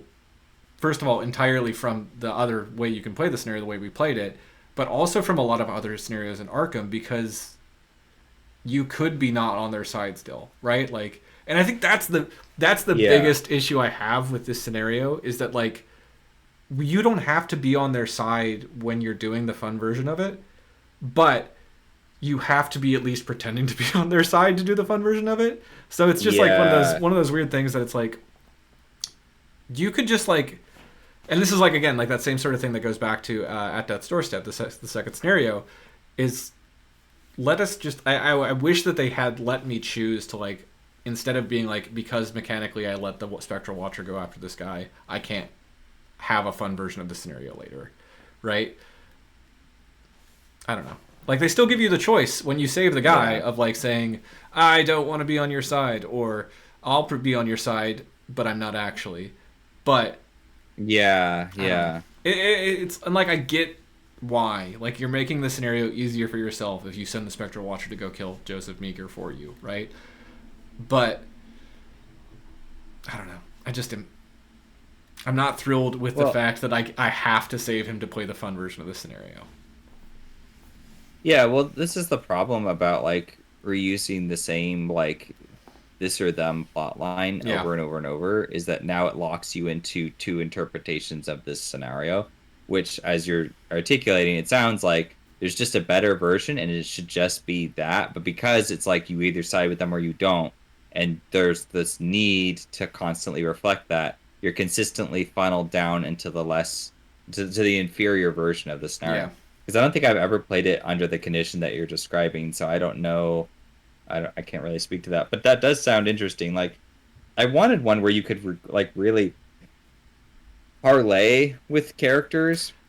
Like That this campaign really feels like it needs a revisit with like that because is because yeah, and that's this the scenario. Like addition of more parlay is like this in this scenario is just like I just need to be able to talk to these people and like the ghosts and wages of sin. If you could talk to them, that would probably make it a lot more interesting too. I will, okay, so I will say this in the Return Two's favor is it does add like a better ability to talk with the witches and parlay with the witches, and it gives you more of that. Okay. And I think that's actually in Wages of Sin that you get to do that, which gives you a different Okay. goal in Wages of Sin besides just get all these ghosts in the thing, which is more fun. Yeah. And it also I think includes in Wages of Sin a little bit better. The Return Two does help this scenario, but I think it is like it's band-aid fixes. Um, Yeah, yeah. But yeah, that is the scenario you're describing where you get to talk to people and just kind of like figure things out. That's the good version of this scenario, and that's like kind of, well, I don't know. That's why I guess the one we played, even though I think we did okay, was just a little bit disappointing because you're not doing that, and I think like it wouldn't actually hurt the story to just let you keep doing that. Hmm. Besides, like, you know, it feels like it's just punishing you for like letting Joseph Meeker die, which is like fine, but I'd rather it do that by like messing with the token bag or like adding a different encounter Yeah. set to the scenario instead of yeah. Or he becomes a ghost later and haunts you or something. Which does happen. It happens if you don't side with Does them. that happen? Yeah, so in the not the next scenario, but the scenario later, based on who you've sided with in scenario 7, the ghost version of either the Annette Mason or Joseph Meeker comes out and fights you. That's right. Yeah. Okay. So, yeah, it just feels like a little bit of like they're just being mean. And I realize they're not. I realize they didn't know that there was one version of this scenario that was just more fun to play than the other. But it feels to Yeah. me like they're just being mean and making me play the less fun version of the scenario every time I don't like try to save Joseph Meeker. Yeah. Well, I mean, it's none of this is meant to be an attack on the No, developers. no. Like, I'm sure they did the best they could, and I don't know that I would have done it. Like, we're just saying we could have done better, like with the hindsight. Yeah. Obviously they didn't have that, so it's not a fair comparison by any means. And it's like we got to call a spade a spade. It's like Wages of Sin sucks. It's a terrible scenario. Yeah. And then this one, I don't feel like is really. I don't know. Again, like just it gets a lot of apathy from me. What you're describing is good, but I also think like and like this I hate using this point too because it doesn't feel like fair or like what you should be doing, but like it's like it expresses the larger sentiment with the whole campaign is it feels like a place I don't care to go to because I've already been there in Arkham campaigns and I feel like there's so much more like another graveyard scenario or like going down to like the docks and have something spooky happen there or like going into like in the town of Arkham like maybe you stay at like a motel or something like that. Just Mm-hmm. this just feels like we're going back to the Silver Twilight Lodge, which we've already been to. So it's like, all right, so now I'm This round two is with this place. technically Joseph Meeker's estate is not the Silver Twilight Lodge. These are two different Or his locations. estate, yeah. But Yeah, it might be something with the visuals too, because like this scenario, this one I forget. This is the first one that I forget about. Every time I go through this, I'm like, wait, what was that? What's that one about? Like, I never remember anything about it. It's just like totally gone after it's over. yeah, I don't know what it is. It's just super unmemorable. well, it's because it's actually two scenarios. Like, there's two different ways to play it, so you have less experience with either version of it anyway, and also because it's just kind of a fine scenario. It's not like spectacularly great or fun, Hmm. or too long, or just very bad. Like it's just kind of in the middle, and like Very mid. it's very mid. Yeah. Even like I think the good version of it is pretty mid, but I like the good version of it a lot more. Or I shouldn't say the good version of it. The one where you're talking to people and like actually running around the Silver Twilight Lodge. It's the superior version, yeah. I like Or it so it more. sounds. Maybe there's people that like this other one more, but I just feel like that one's it's just not as fun. So Well, if it makes it more interesting, like this is one where I could see you going like into the estate and then doing stuff outside of the estate, which they have like a tiny bit, but those locations at some point just become totally irrelevant. yeah, It might be interesting if like you're sneaking into the building and then you have to sneak out and then sneak in a different way. And it like maybe that's what they could have done is, one version is you just waltz into the estate and chat everybody up. But the other version is if you're not on good terms with them, you have more locations outside, so you jump into a room, get some clues, and then as soon as someone's going to discover you, you pop out, and then you walk around and get into a different room, something like that. Like yeah, I'm just trying to think of like a way to make it a little bit less like samey. Like this one just merges with like this is like when you want like an example of just the most typical Arkham Horror yeah, LCG scenario. This is it. It's just like that's basically it. It's all the things that it does. It does them fine. It doesn't do them great. It doesn't do them terrible, and it's pretty unremarkable. Which is not really true of the whole game. Like the game is pretty remarkable, so like yeah, that's like the one thing it totally fails at because it's just like a obligatory thing. Yeah. yeah. I don't think I have too much more to say about this one. I like the keys. Likewise. I like that keys got reintroduced and they're actually used more. But that's like Yeah. now it's also another thing that For the Greater Good does mediocrely is keys, which is the thing that even like introduced. So it's fine. All right, let's talk about.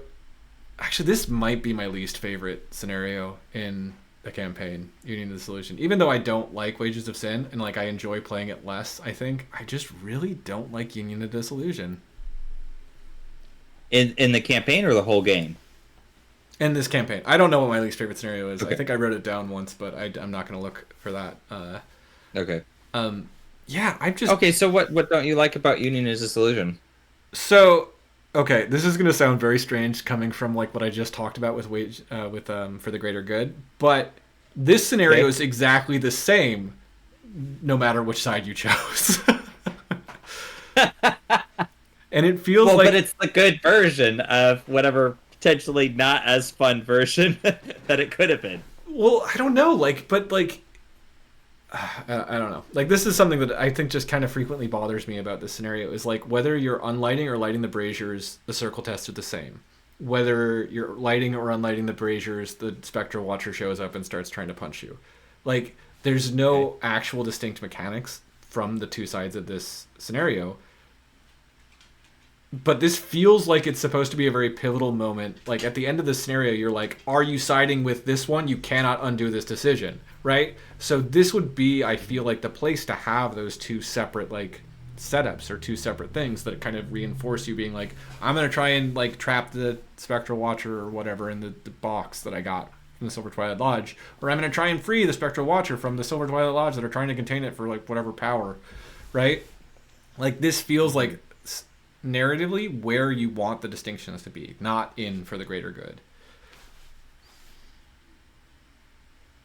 Because this is the payoff. Okay. This is yeah. I don't know. Yeah, no, I get what you're saying there. I mean, yeah, because I mean, I don't particularly like this one either.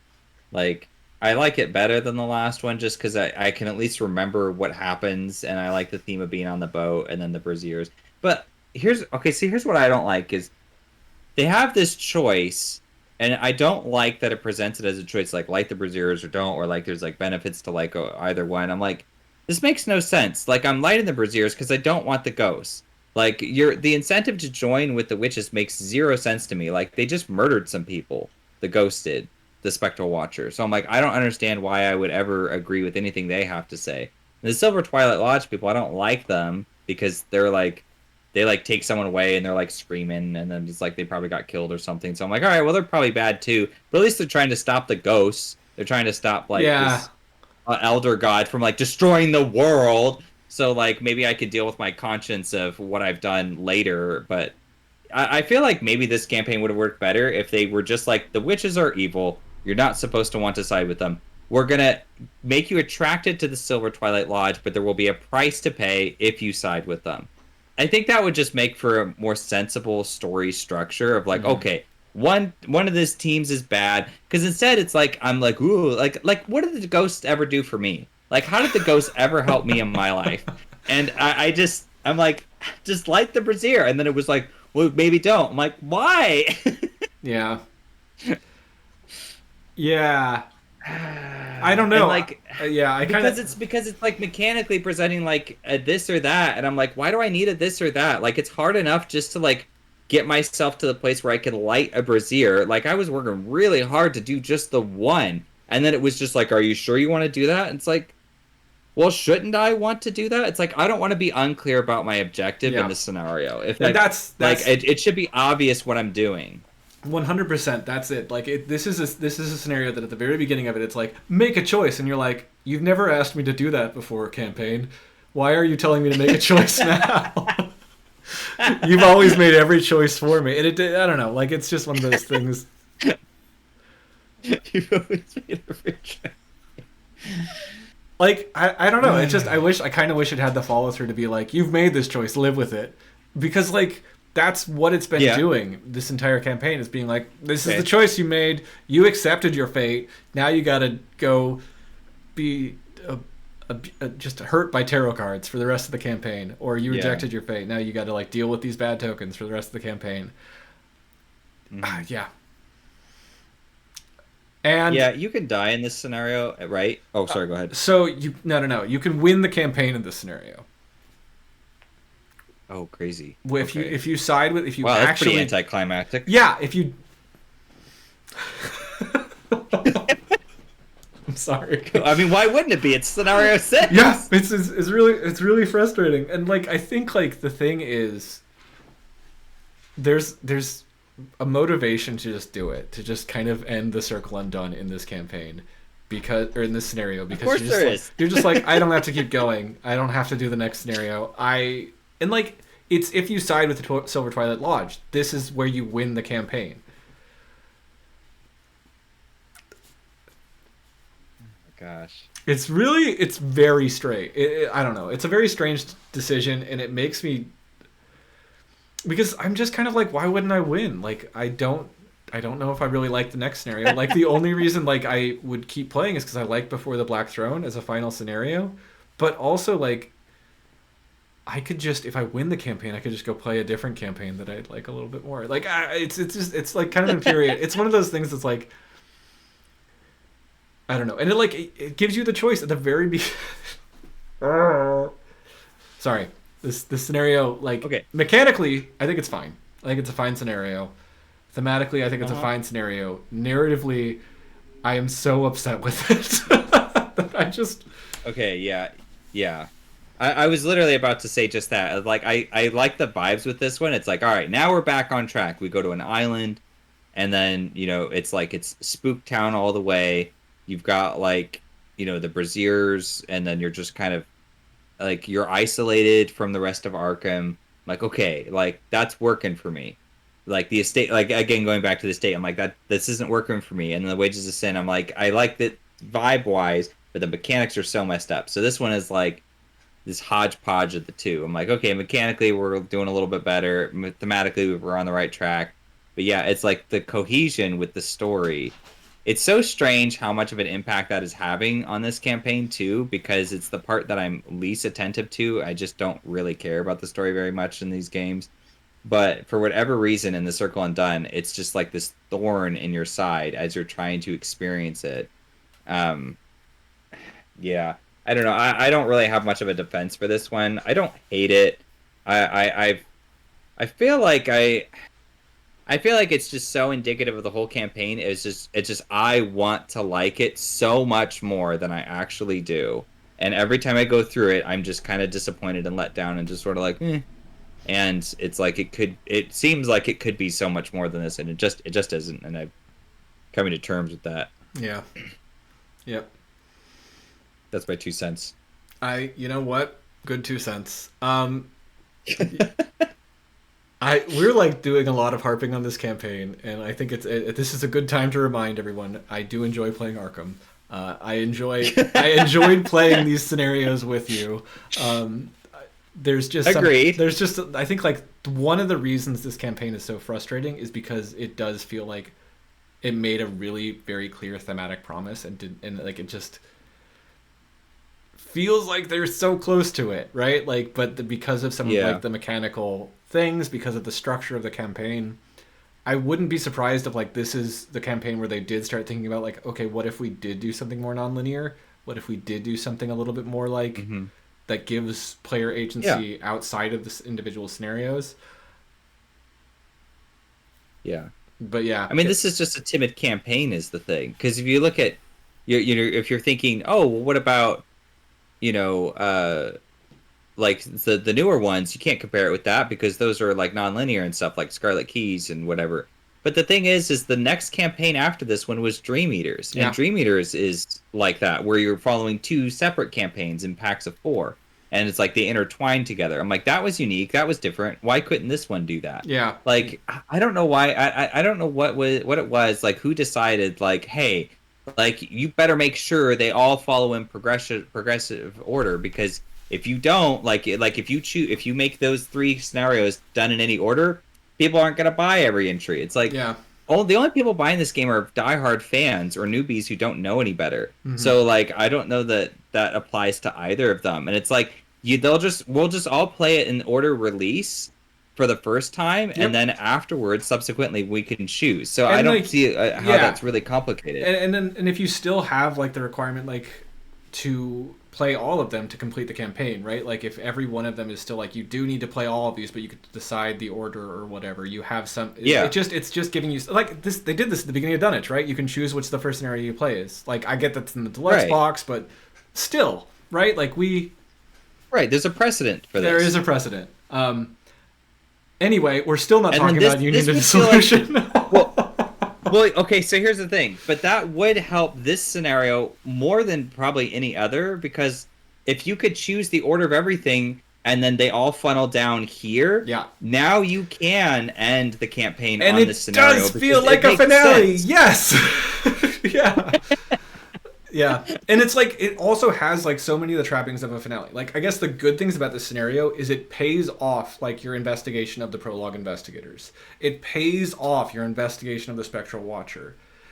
It pays off like honestly your investigation of the witches and the Silver Twilight Lodge by saying like you are making a final decision. But what it doesn't do is it doesn't give you a reason to side with one of them over the other. It just asks you to do that. Yeah. So Do the ghosts always show up too in this one, or no? I don't know. I'm sure there's I don't feel like they do. yeah, I think it's the if you side with the lodge, the ghosts show up. If you side with the witches, the lodge shows up. I think that's the change. Which is like Yeah, see, I feel like that's the thing too. Like this, like look at that artwork that you have here. Like that's awesome. That's so cool. Mhm. So you're so interested in what this is going to be.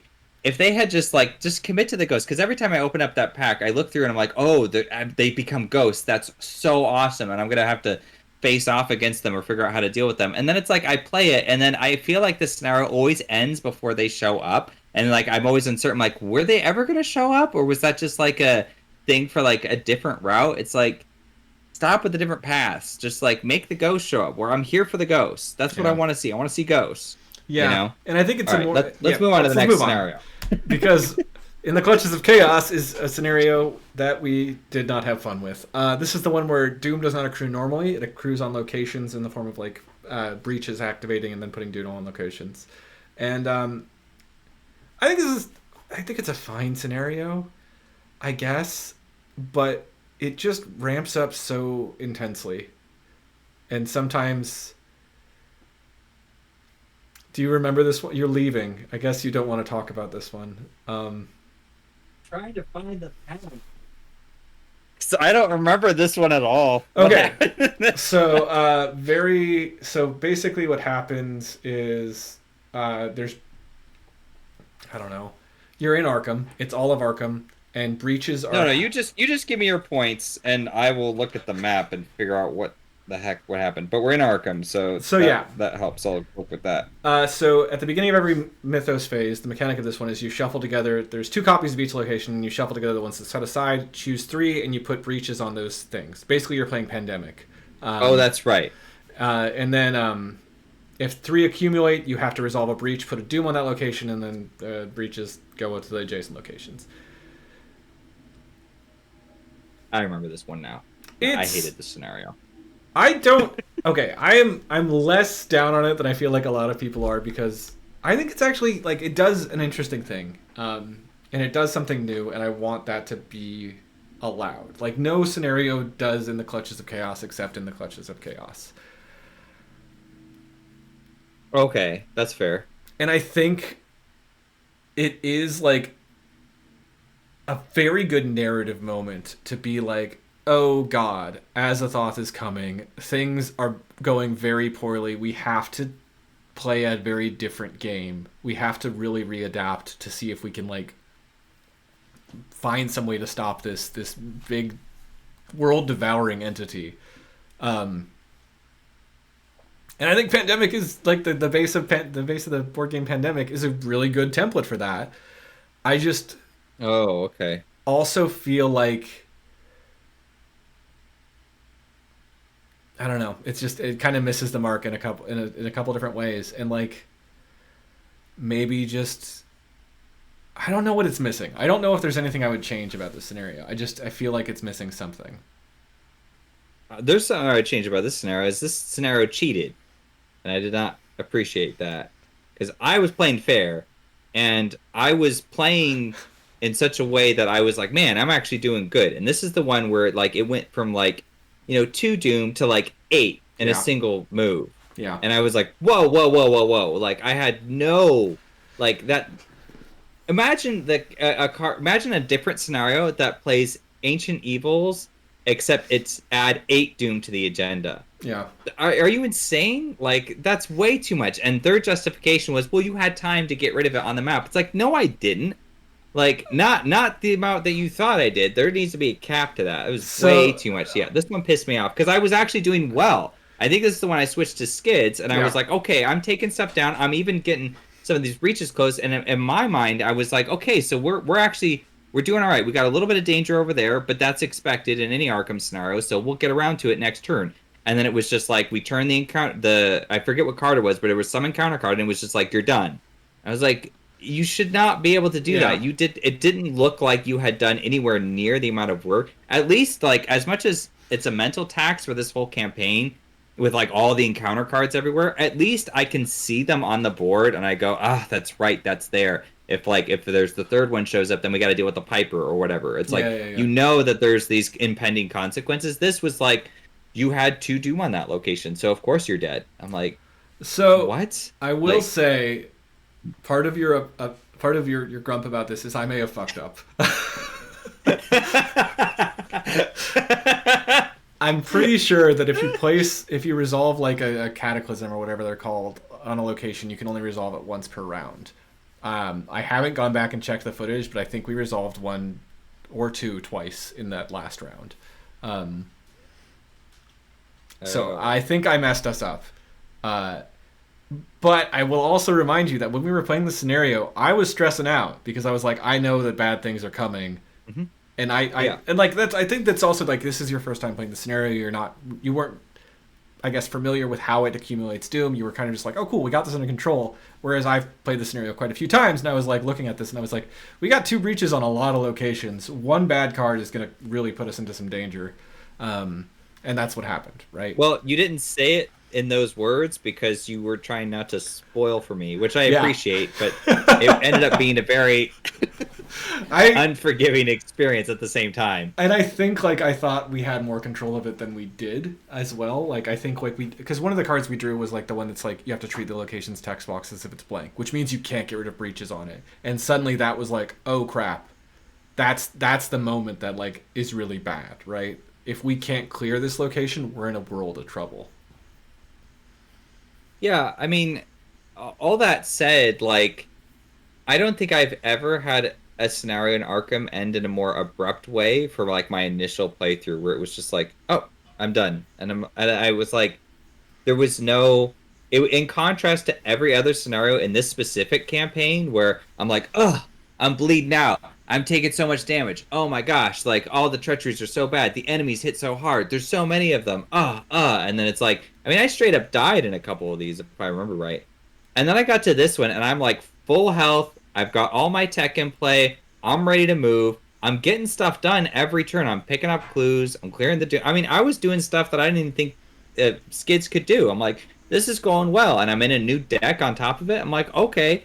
And so for it to just, like, drop a hammer and say the game is over out of nowhere, it was like, I didn't see how that linkage, how did you get there? It's like, again, just going back to that, like being able to see the encounter deck making its plays and being able to monitor the agenda. It's like, this is how the game feels fair, because I can tell like the amount of progress it's making. And sometimes you forget, and sometimes you're like, gosh, I didn't realize we were wasting so many turns here or there. But then you reflect back and you go, that was something with me. That was something with our deck. That was something with our team. That was something with like getting hit early from like the, the you pulling encounter cards because of your research librarian. It'll be things like that. But like with this one, I was like, oh, that was the scenario's fault. There was no way that was my fault. There was nothing I could have done. Like at any point, I don't think I would have made a single decision differently with the knowledge that I got. And like maybe it did explode too much, and we were only supposed to do one, because then we would have had more turns to like salvage the situation. Yeah. But yeah, that's like my hot take first impression. Is I was like, geez, like this is a little much. But what's the community's consensus? I mean, what have you read? So the community's people like this one. The community's consensus on this one is that it's not an enjoyable scenario because it asks you to play a game that's different than Arkham Horror the card game. And I think there's a narrative justification for that, so I'm a little bit more forgiving of it, but I will still say like the narrative justifications for decisions in this campaign weigh a lot less than narrative justifications for decisions in other campaigns.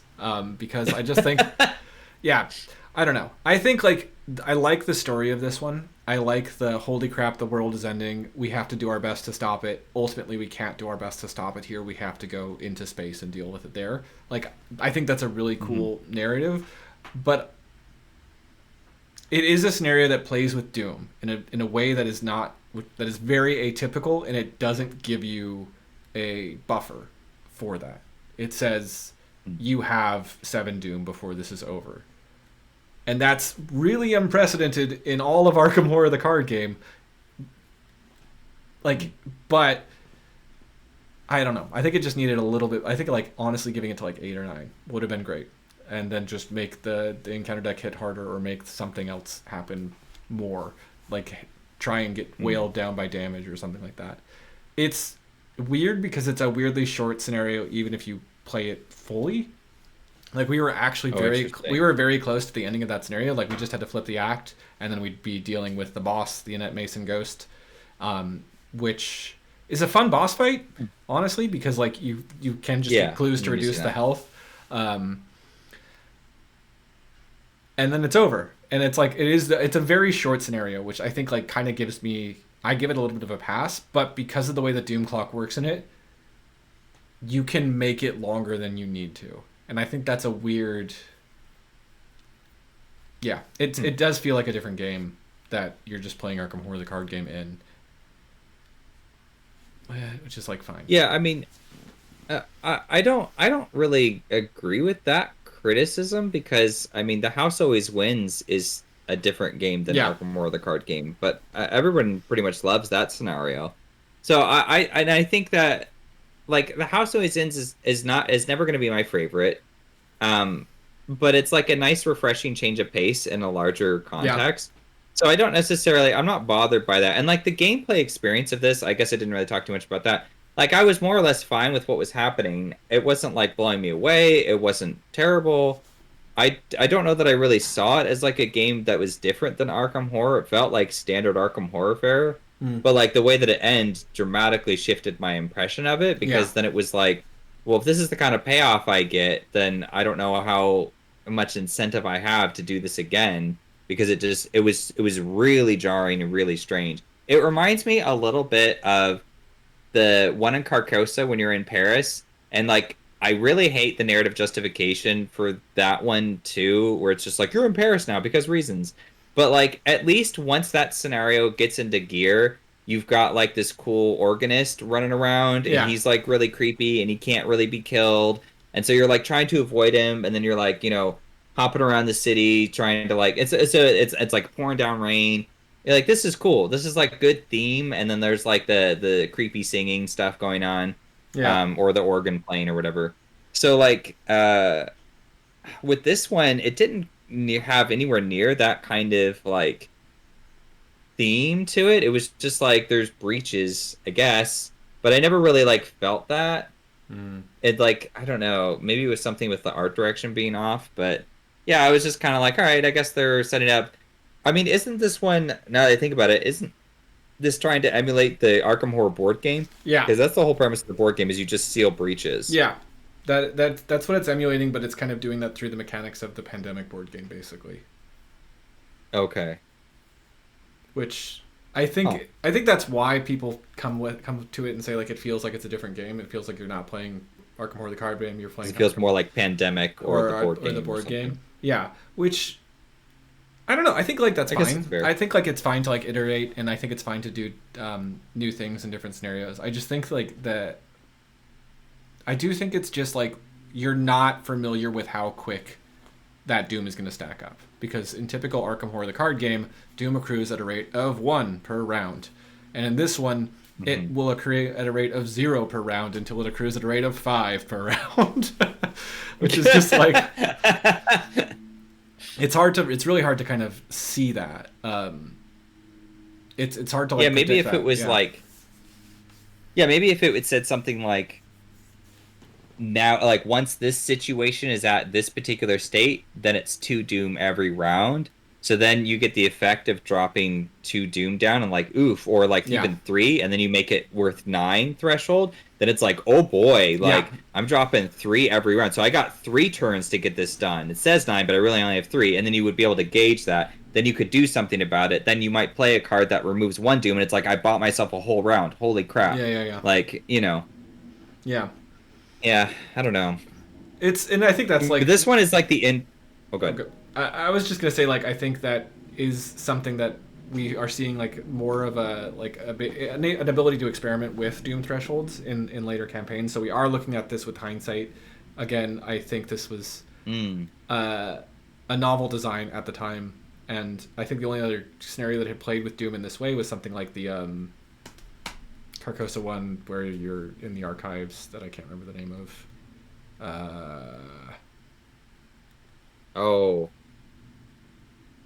I don't remember the Carcosa names very well either. Yeah, great. Sorry. But where like cultists are getting Doom, but they're not. It's not going on the agenda, right? Like that's the only other time they've had to experience this. So you can see the logical progression of like thoughts of like in Carcosa, it's just like cultists are accruing Doom by like searching for clues. In Clutches of Chaos, locations are accruing Doom by becoming like infested with portals or whatever, or breaches. And yeah, it's just kind of like it sort of misses the mark because we're not... I think in Carcosa they kind of gave you a little bit too much of a buffer. Like if you can make it through that first agenda without Doom accruing, you're good, you could play forever. And in this one they kind of like undervalued the buffer that you needed. And I think it would... I really do think it would benefit from something like a second agenda that says place 3 Doom on this agenda. Like that would be really cool. Like if you have the breaches, it's just like, all right, do as much as you can, try and finish the bosses off because it's ending in 3 turns, right? Like that would be... Yeah, I agree with that. Okay, I think you summed it up pretty well, because the only other thing I could potentially say is that it reminds me, it's like the inverse of the secret name, where it's so short. Yeah. And it's so like abrupt, and like that one's so long and so taxing. So it's just kind of like, it's weird how they're both in the same campaign, in like one of the longest and one of the shortest scenarios in the entire like card pool. Yeah. But yeah. Okay, last scenario before the Black Throne. We get to end on a scenario that's fun. Yeah, okay, so tell me about why everyone loves this one, because I liked it, but I feel like a part of the reason why I liked it is because we won. And because most of the scenario, it was just like, it was me looking at it going, I feel like I got really lucky there. I got really lucky there too. Okay, I think we just do this and then we stay lucky. And so it was just like, luck was consistently on our favor as we played through it. And had that not been the case, I'm like, I feel like this would have spiraled, and then you would have gotten into yet another situation of like, well, maybe I'll just play Research Librarian now because I don't have anything else. And then I would have been like, well, I guess I can't find my gun, because I couldn't find my gun for the longest time in this one. And I was like, so I felt like I was doing nothing for like half of it. And then like I did a tiny bit near the end, and that was like it. So I feel like I barely played it. I just kind of walked around this nether realm and you did everything. I had a lot of fun, yeah. I don't know. I think there's something like really... There's just something kind of really satisfying about this. Like, I think the mechanical loop of it is pretty simplistic, right? Like, you're putting new locations into play so you can find the place you're supposed to go and then spend the clues. But you get like these... they're not called...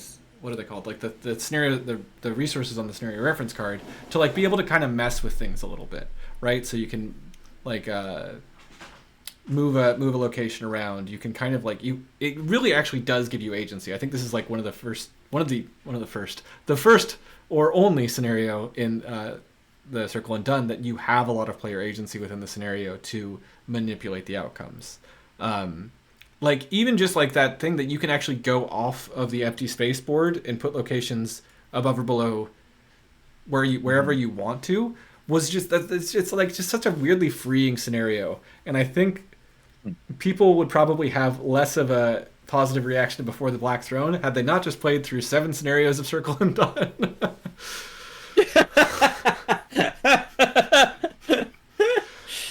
So another candidate for best standalone. Yeah, we should definitely try playing it standalone and see if we have as much fun, because I don't know, I really do like this scenario. I think it's a very I've heard people love this one. Yeah.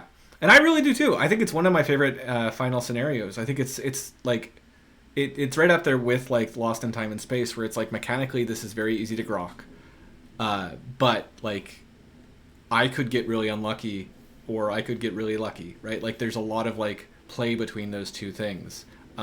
That's very satisfying because I always feel like I have some way to mitigate my bad luck or some way to like capitalize on my good luck. I think one of the things that it does very well is like your luck. It makes it feel like it's your luck. It doesn't make it feel like it's the game that's making you do a bad thing, right? Like you walk into a location and it's the wrong location, but on that location there's the ability to do something to mitigate that, right?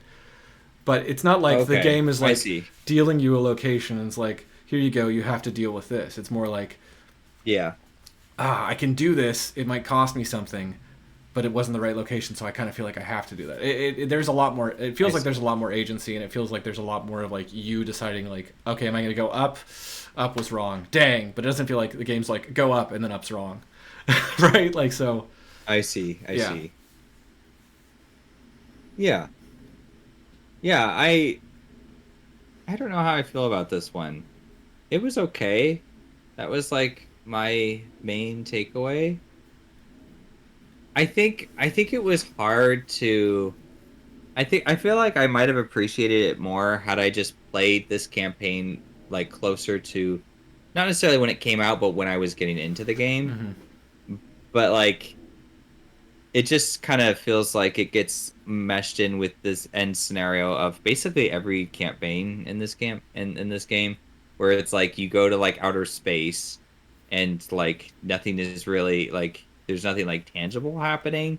And I was just kind of like, as you were talking, I was kind of thinking about other scenarios or other campaigns that do this, and like Lost in Time and Space from Dunwich. I like that one a lot. I think in part because it was just fresh. It was like, oh, I had no idea the campaign was going to go in this direction. So it just surprised me because nothing was really that like dimensional or extra dimensional before that point. Yeah. So the fact that it like launches you into space was like, oh, wow, that's crazy. Okay. I mean, there were hints like at the train where it's like that thing in the sky, but I didn't realize I was going to get sucked in and then go there and do stuff. So it was like a eye-opening moment from playing this game. Mm-hmm. And then I think like the Forgotten Age one, I don't like as much. In fact, if you, a longer conversation about potentially just ending with Depths of Yoth might be better. But like, I do at least see where they drop you into like actual locations like in the world and in different times. And it's like you could see like the apocalypse and stuff. So I'm like, all right, that's kind of nifty. And then like you have, the Carcosa one with the Hesters, whatever. And then there was like another one I wanted to mention, but I can't remember now. So like, I guess I go down the line and I get to this one, and I'm like, I feel like this one's definitely better than a lot of them. Certainly better than like the Scarlet Keys finale, which is really awful. But like, I don't even remember, like, it just, I don't know, it just felt like it felt like there was a whole game happening around me, and I wasn't participating in it, and the game it thought I was there, but, like, it wasn't able to catch me, and so I just kept pretending like I wasn't really there, and just hiding, just, like, put up my cowl, and just walked through to the end, and then I, like, gunned down the boss or something. I did something. I can't remember, because you're like, oh, I did this, and then I came, and I was like, I can do something! Yeah. So I don't know. It was weird. It was okay. It didn't like I hear what you're saying, but I feel like your thoughts are better articulated. But that was just kind of it does suffer, I guess, from like you play the whole Circle Undone campaign, which is terrible, and then it's like, all right, now try to revive some enthusiasm for this.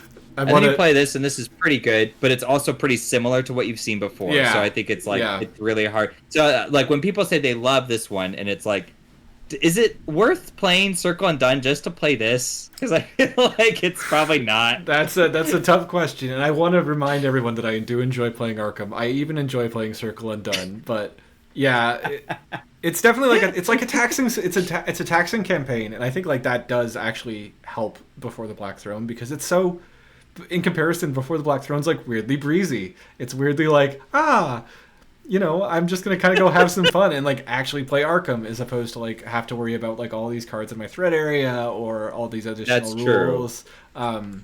Yeah, that's very true. Yeah, and I think it's hilarious that you didn't have a good time because like you were just like I don't know what I'm doing. I don't have a thing yet. I'm just gonna follow Mandy. Well, I didn't have a bad time, to be clear. Yeah. I did have a good time. It just wasn't. I just felt like I was super like it. The encounter cards it threw at me, I could kind of just get rid of. The Yeah. enemies we could kind of just ignore, but it didn't feel. It felt like one mistake, and I would have just been dogpiled by enemies, and they would have just been like, "Here's 10 horror, you're dead." And it would have been like, oh, like because I saw that one card that deals you like there is one that deals you like 5 horror or 5 damage or something like that. It's like you think that's enough? What is it? That one with the bargain? eye, it's holding the hand holding the the coin, eyeball. the coin, Yeah. yeah, or whatever. Or the coin, yeah. Azathoth offering you a coin where he just like hits you for 3 and 3, or what's the other thing that happens? You put a doom on him, like you have to choose between those two. Yeah, I something don't like remember that. It's Yeah. really bad. And I remember like I got it like twice, I think. And it's you were, peril, like, so on I bated couldn't breath talk. that I would choose the correct thing, and I think I chose it wrong once. But then the second time, it was the same answer was actually the correct choice. Yeah, so yeah, I yeah. went with that. But that's like and then you were like, okay, you made the correct choice. that's what's like so great about that. I don't know. Like there's so many things where it's like I think that works in that scenario where it's just like the context of a card. It's like there's not really a right choice for whether to choose the damage in the horror or the doom, right? It's like it does depend on Yeah. the context. And like so often peril cards can boil down to this like description of like, oh, this is just the one we're going to choose all the time, right? But with that one, it's a really well designed card because like sometimes you're like that's the right choice or that's the right choice. I don't know what my partner's thinking about this. I can't talk to anyone and ask for but like you I don't know. It's a really well designed card. I really like that card.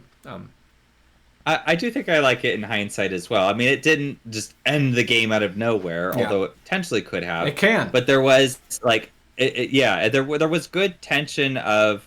I mean, it certainly could have killed, me or whoever. But it was interesting to look at it and go, that's severe. Like, man, and like the table and like being new, I was like, I'm trying to read this scenario. I don't know the consequences of like this other one. But I know this one is basically like the end, so I think I'll go that way. Yeah, and yeah. it was like, and that was the right choice, and you made the right choice. And like, I don't know. I think when a peril card like actually makes you look at the board and say like, I have to figure out the worst or the better choice from these two things, and then you do it. That's a really good feeling effect, even if that is Agreed. like take 3 damage and 3 horror, right? Like it just feels good when you're like, I made the right choice. It was a hard choice, but I made it.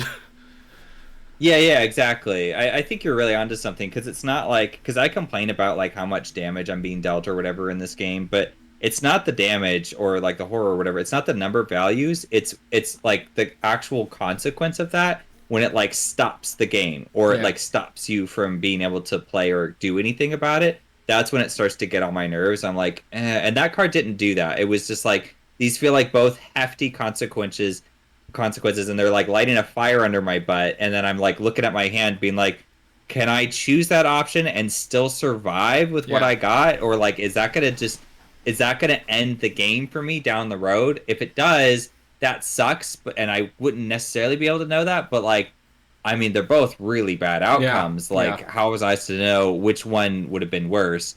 And there is ways to circumvent that. You could fool me once. You could ward of protection. Like I could have taken. I mean, I guess I couldn't in that particular deck. Well, I could have. There could have been a few things I might have been able to pick up to like actually cancel or get around it. So Yeah. it's not impossible. Yeah, I feel like this was like among the better scenarios in this campaign. So maybe that's just what it is. It's in a sea of crap. There's one good Let's one. say mediocrity. Let's say it's still good. It's still Arkham. It's not crap. Yeah, I don't know. Well, I are you ready to talk about the whole campaign? Yeah, let's just do it. Let's. Um, This is a good. I don't think I have a slide for that, so let's just talk about the whole campaign. What are your I thought you thoughts? did. No, I just have the next slide is where we're going next. Oh, gotcha. Yeah, sorry. Okay, so yeah, okay. So I've been saying I've been trash talking this campaign this whole conversation. And I'm getting distracted because it's like there is people watching, but I'm just enjoying this conversation, this back and forth with you so much, so I just kind of forgot about everybody else watching. So hopefully that was entertaining. I do still love Arkham, but this is by far the worst campaign. This one's just awful. I don't like it at all. And I'm saying that now because I've had such like this has just been years of trying to justify the things I don't like. And now I'm just ready to accept that it was not fun. It sucked. I don't really want to play it again. Like pretty much everything about it was just mediocre or irritating in every way. The fun part about this campaign was playing it with you and playing like the Amina deck and experiencing it. Like it's not even like when I say I don't like it, it doesn't mean I would never play it again. I will happily try to rev up some enthusiasm to play the game with people I care about. Yeah. But it's like I don't ever want to play it by myself. I probably would at some point if I want to do like, play everything kind of thing. Yeah. But yeah, it needed way more time to bake in the oven. It has so much potential, and then it just squanders that by going off rails and not realizing the actual effects it is as a player. And the whole like fatalism argument is like I just don't prescribe to that because it's still a game and like it doesn't have a deep enough artistic statement to justify just irritating me and making me feel like I have no control. Yeah. Like BioShock is a game that makes you feel like you have no control once you really get into it, but it's not irritating to play, it's not a constant annoyance, which is what this one just felt like. So like I have deeper thoughts about the mechanics and the scenarios, most of which I've covered at this point. But yeah, it's like I think I started the conversation off by saying it's a campaign that feels like it's playing by itself and it doesn't care that you're also sitting at the table. Mm-hmm. And that sentiment just perfectly encapsulates how this campaign feels. And I can point out mechanics and themes and missteps in the narrative, but like ultimately that is the felt experience, and like the felt experience is just so wrong because of that. Yeah. And like why is TFA so good? It's like Forgotten Age is so good because the felt experience is that you get to be like an Indiana Jones or a Tomb Raider kind of experience, and you go through a harrowing adventure. And like, yeah, I don't really care about the story, like I really don't in that one, but it's kind of pulpy and ridiculous, and it becomes quickly an afterthought because I get so enraptured in the theme and the mechanics are strong. So everything comes together at least enough to feel like, yeah, I was having a good time. And this one just does not. It feels like with each scenario, it deviates into a direction that it thinks is worthwhile, and then you experience it and you go, that was another miss. So those are my thoughts. What do you think about this one though? Because you've also played it more than me. Yeah. I mean, like, I think at the end of the day, it's important for me to state that it's still me playing Arkham, and I still enjoy it, whether I'm playing it with someone else or even like playing it by myself. I still like have fun with this game. I think a lot of your critiques are super valid. Like I know, one of but thank you. yeah, the mental overhead of this campaign, like the things you have to pay attention to are, I feel like they're too much. Like you have to just kind of constantly be paying attention to what exactly the encounter deck's doing, and it takes away from the fun of like playing your deck. I think there. I think this is like, again, like I think I said at the beginning of the video, like I wouldn't play a campaign that I felt was worse than this one. I think this is my floor campaign, and like that's okay. I'm glad I have that. I guess like I see. Yeah, I'm glad that I'm like I'm able to say like I'm not gonna do like if a new campaign comes out that's just like takes up my critiques of this one or my narrative critiques or my mechanical critiques or my I have no thematical critiques. I love the thematics of this campaign. But like if there's one that I has the same like narrative critiques and the same mechanical critiques and I don't like the theme, I don't think I'm gonna play that campaign. And I'm okay like that I've found that sort of like border for me, right? I see. I do I don't know. It's one that I guess I would hesitate to recommend to new players. Like that's I think and like that's a lot of the people I play with is I try and introduce people to this campaign. It's hard for me or to this game, but it's hard for me to say like it doesn't have a place in my collection in my want to play because like the theme is still really just fun and spooky and good. And like there are moments in this campaign that really actually do hit pretty good highs. They're often bogged down by like the mechanical points of it, but it kind of like reminds me of playing like it reminds me a lot of like playing like an older game, right? Like an older video game or an older RPG or whatever, right? Like where there's like stuff that's just like so like esoteric and minute of details to our modern sensibilities, but like that did lend a certain like texture or flavor to that game, right? And I think I have a better time playing Circle Undone the campaign when I start thinking of it more like this is a completely different sort of texture or flavor of Arkham than what I typically play, right? Like I can't just play Arkham in this. I'm playing Circle Undone. And yeah, and I think I do appreciate that exists.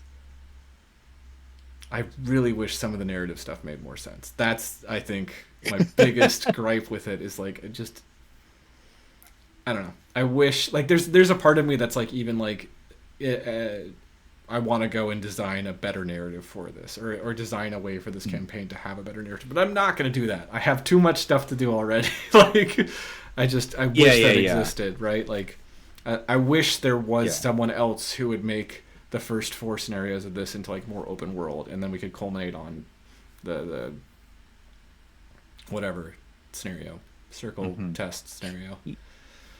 Yeah, someone go and do that because I think that would be a lot of fun. And then consider also potentially doing like Wages of Sin at the end, or maybe just revising, or maybe not necessarily that, but just like when it's one of the options that you can go to, like just changing up how that one works because Wages of Sin is awful. Yeah, or like I mean, all the suggestions we said. Yeah, you know. Honestly, even just like taking out 2 of the spectral ghost things in Wages of Sin and being like, these are the 4 that exist. They're always going to be this 4.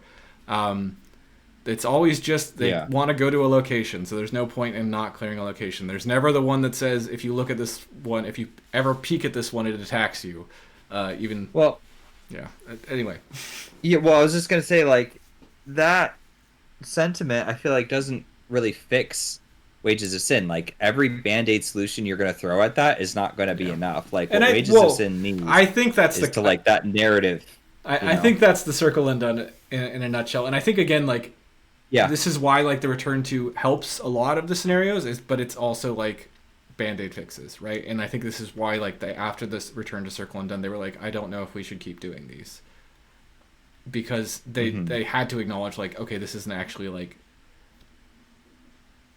necessarily fixing the campaign. This is very much more about putting Band-Aids and making errata for earlier design choices. And like when they tried to fix the campaign as they did to some extent in TFA, but more so in Circle Undone, the Return Tos, it didn't actually work. Like I think one of the most interesting things about the Return to the Forgotten Age is like before it, everyone was like, Explore as a mechanic is awful. We need a fixed Explore mechanic. When the Return to the Forgotten Age came out, they were like, finally a fixed Explore mechanic. And now that it's been out for a while, they're like, this other Explore mechanic, this original Explore mechanic, that was a better Explore mechanic.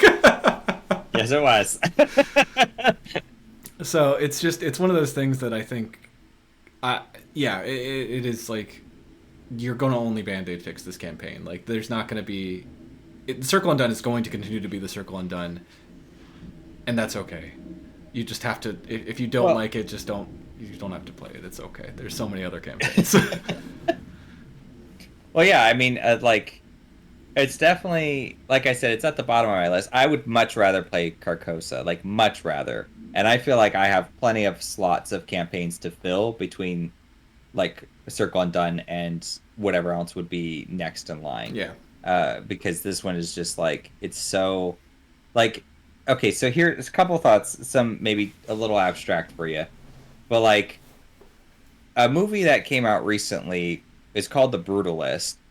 I don't know if anyone's seen it, but that movie is one of the most unsatisfying films you'll ever watch. And it's specifically because it establishes plot lines and then just drops them. Like, just straight up drops them and is like, we're never going back to that. I'm not going to tell you what the resolution was.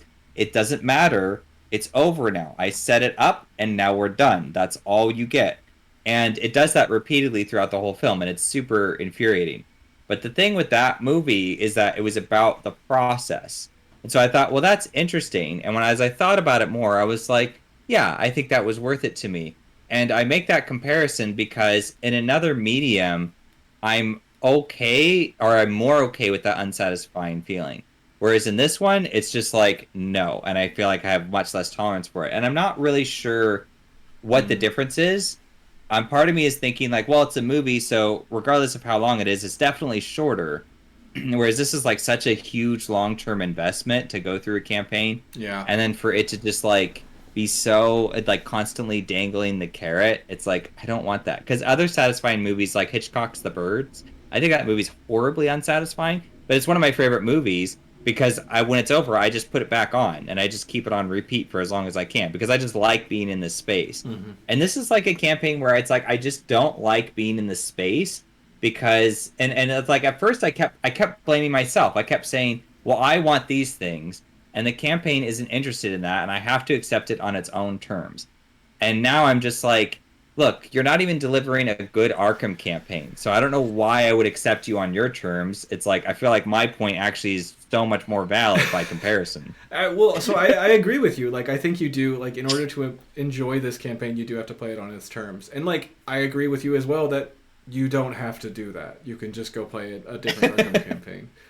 I know. Yeah. I'm explaining mostly for our viewers, I guess, Yeah. and just where I'm coming from and why it's just like it is interesting because like games and satisfaction are like it's hard to pull them Yeah. apart, and I feel like experimenting with that is probably worthwhile, but also like super dangerous. But it's like this campaign wasn't even interested in that. It's supposed to be engaging and entertaining, and it just isn't. So I guess that's partly why I don't make as many justifications or excuses for it. To me, I'm like, you're not doing anywhere near enough experimentation for me to think to myself, Yeah. like it has an excuse, like it tried it. So like Scarlet Keys, I can actually forgive some of the things I don't like about that one because I'm like, well, it was trying like the kind of the open world format. We hadn't really seen that before. That was like new. And then it had like these vignette things, which was like a lot of story reading or a little story reading, depending on, the pathway that you took. And so it's like that's a big change. Like there's a lot of big changes to that campaign. Yeah. And it's like maybe in time I will dislike it more and maybe that's fair enough. But like it felt like it at least tried and made a valiant effort like the Brutalist or the Birds. And this is like it's so close to being regular Arkham and just like a hint of like experimental ideas that don't go far enough. And so it just is like this constant like I don't know. Yeah. Yeah. So your favorite scenario is still the prologue after we've gone through and talked about all of these? Yeah. Yeah. Okay. I think it is. I mean, yeah, because like when I think back, like the fun I had was all because of playing with you. Mm-hmm. It had very little to do with the actual scenarios. Mm-hmm. Like I don't think the scenarios really did anything that made them enjoyable in and of themselves. Yeah. Yeah, I don't know. Maybe I know I'm extra grouchy, but and I'm not like saying I'm gonna get rid of the campaign. Like I still like owning it, Yeah. and I don't know. Maybe like at some point I'll have a different take as time goes on. I'm still like I said, I'm still open minded to play through it, but it was just like I'm just coming to terms with like why people don't like it, and I'm like, you know what, people, you are right. You might be right. Yeah. I think that's an important step, is like recognizing that, because I feel like sometimes we're a little bit contrarian here, or I am at least. But with I think Oh with, no, we're definitely with contrarians Circle Undone, yeah, for so many campaigns. it's probably like, yeah, you guys might have it right. I feel like the populace was just right. Yeah, Just a yeah. rough campaign to get through.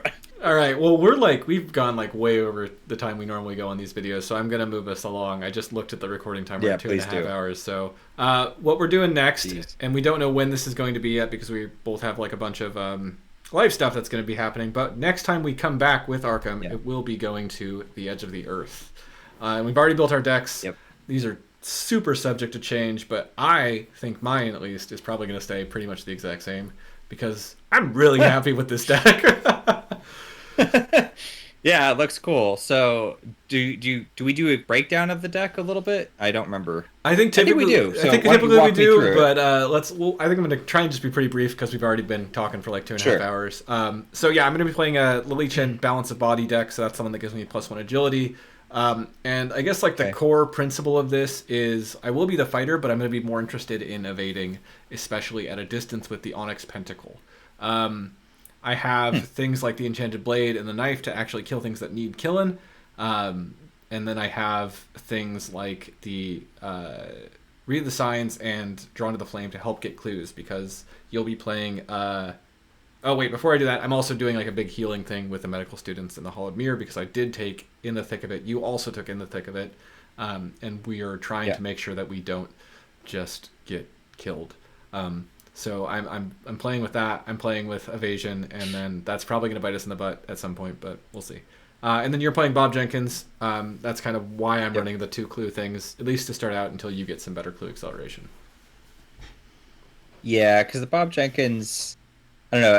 I'm mostly playing him off of your recommendation. You said he was a lot of fun in this campaign. He is so a I lot said, of fun what in the this heck? Because you campaign. get like extra, you get like extra items or something. I don't remember. I've only played it like once or twice, and it was a while ago when it came out. But yeah, I'm just obviously doing the Bob thing.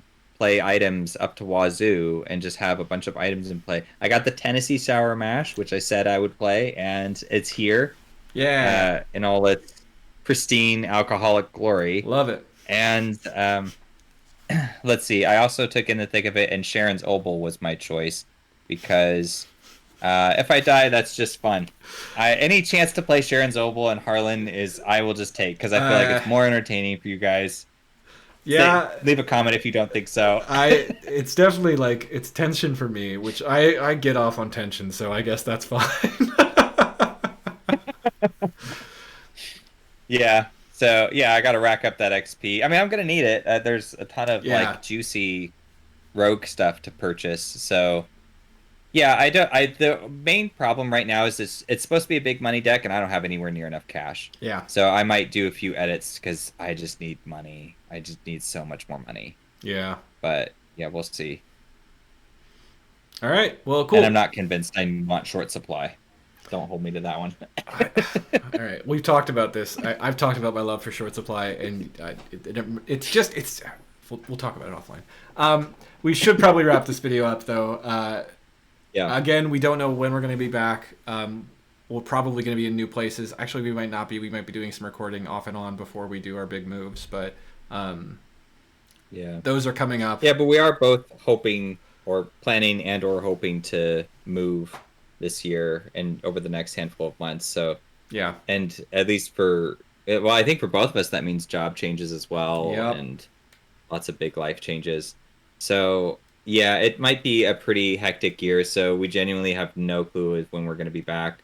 Hopefully it's some point, like you said. We always try to squeeze in Arkham because that's like it's our fun pastime. And if you're following along, thank you so much, because it is fun to have fans. Although you guys are not very chatty, so They chat enough. It's fine. If you made it far enough in this video to say our gripes about chatting, like, you're welcome to stay here without chatting. Good job. You've sat with us for that's fair. 150 minutes. It's fine.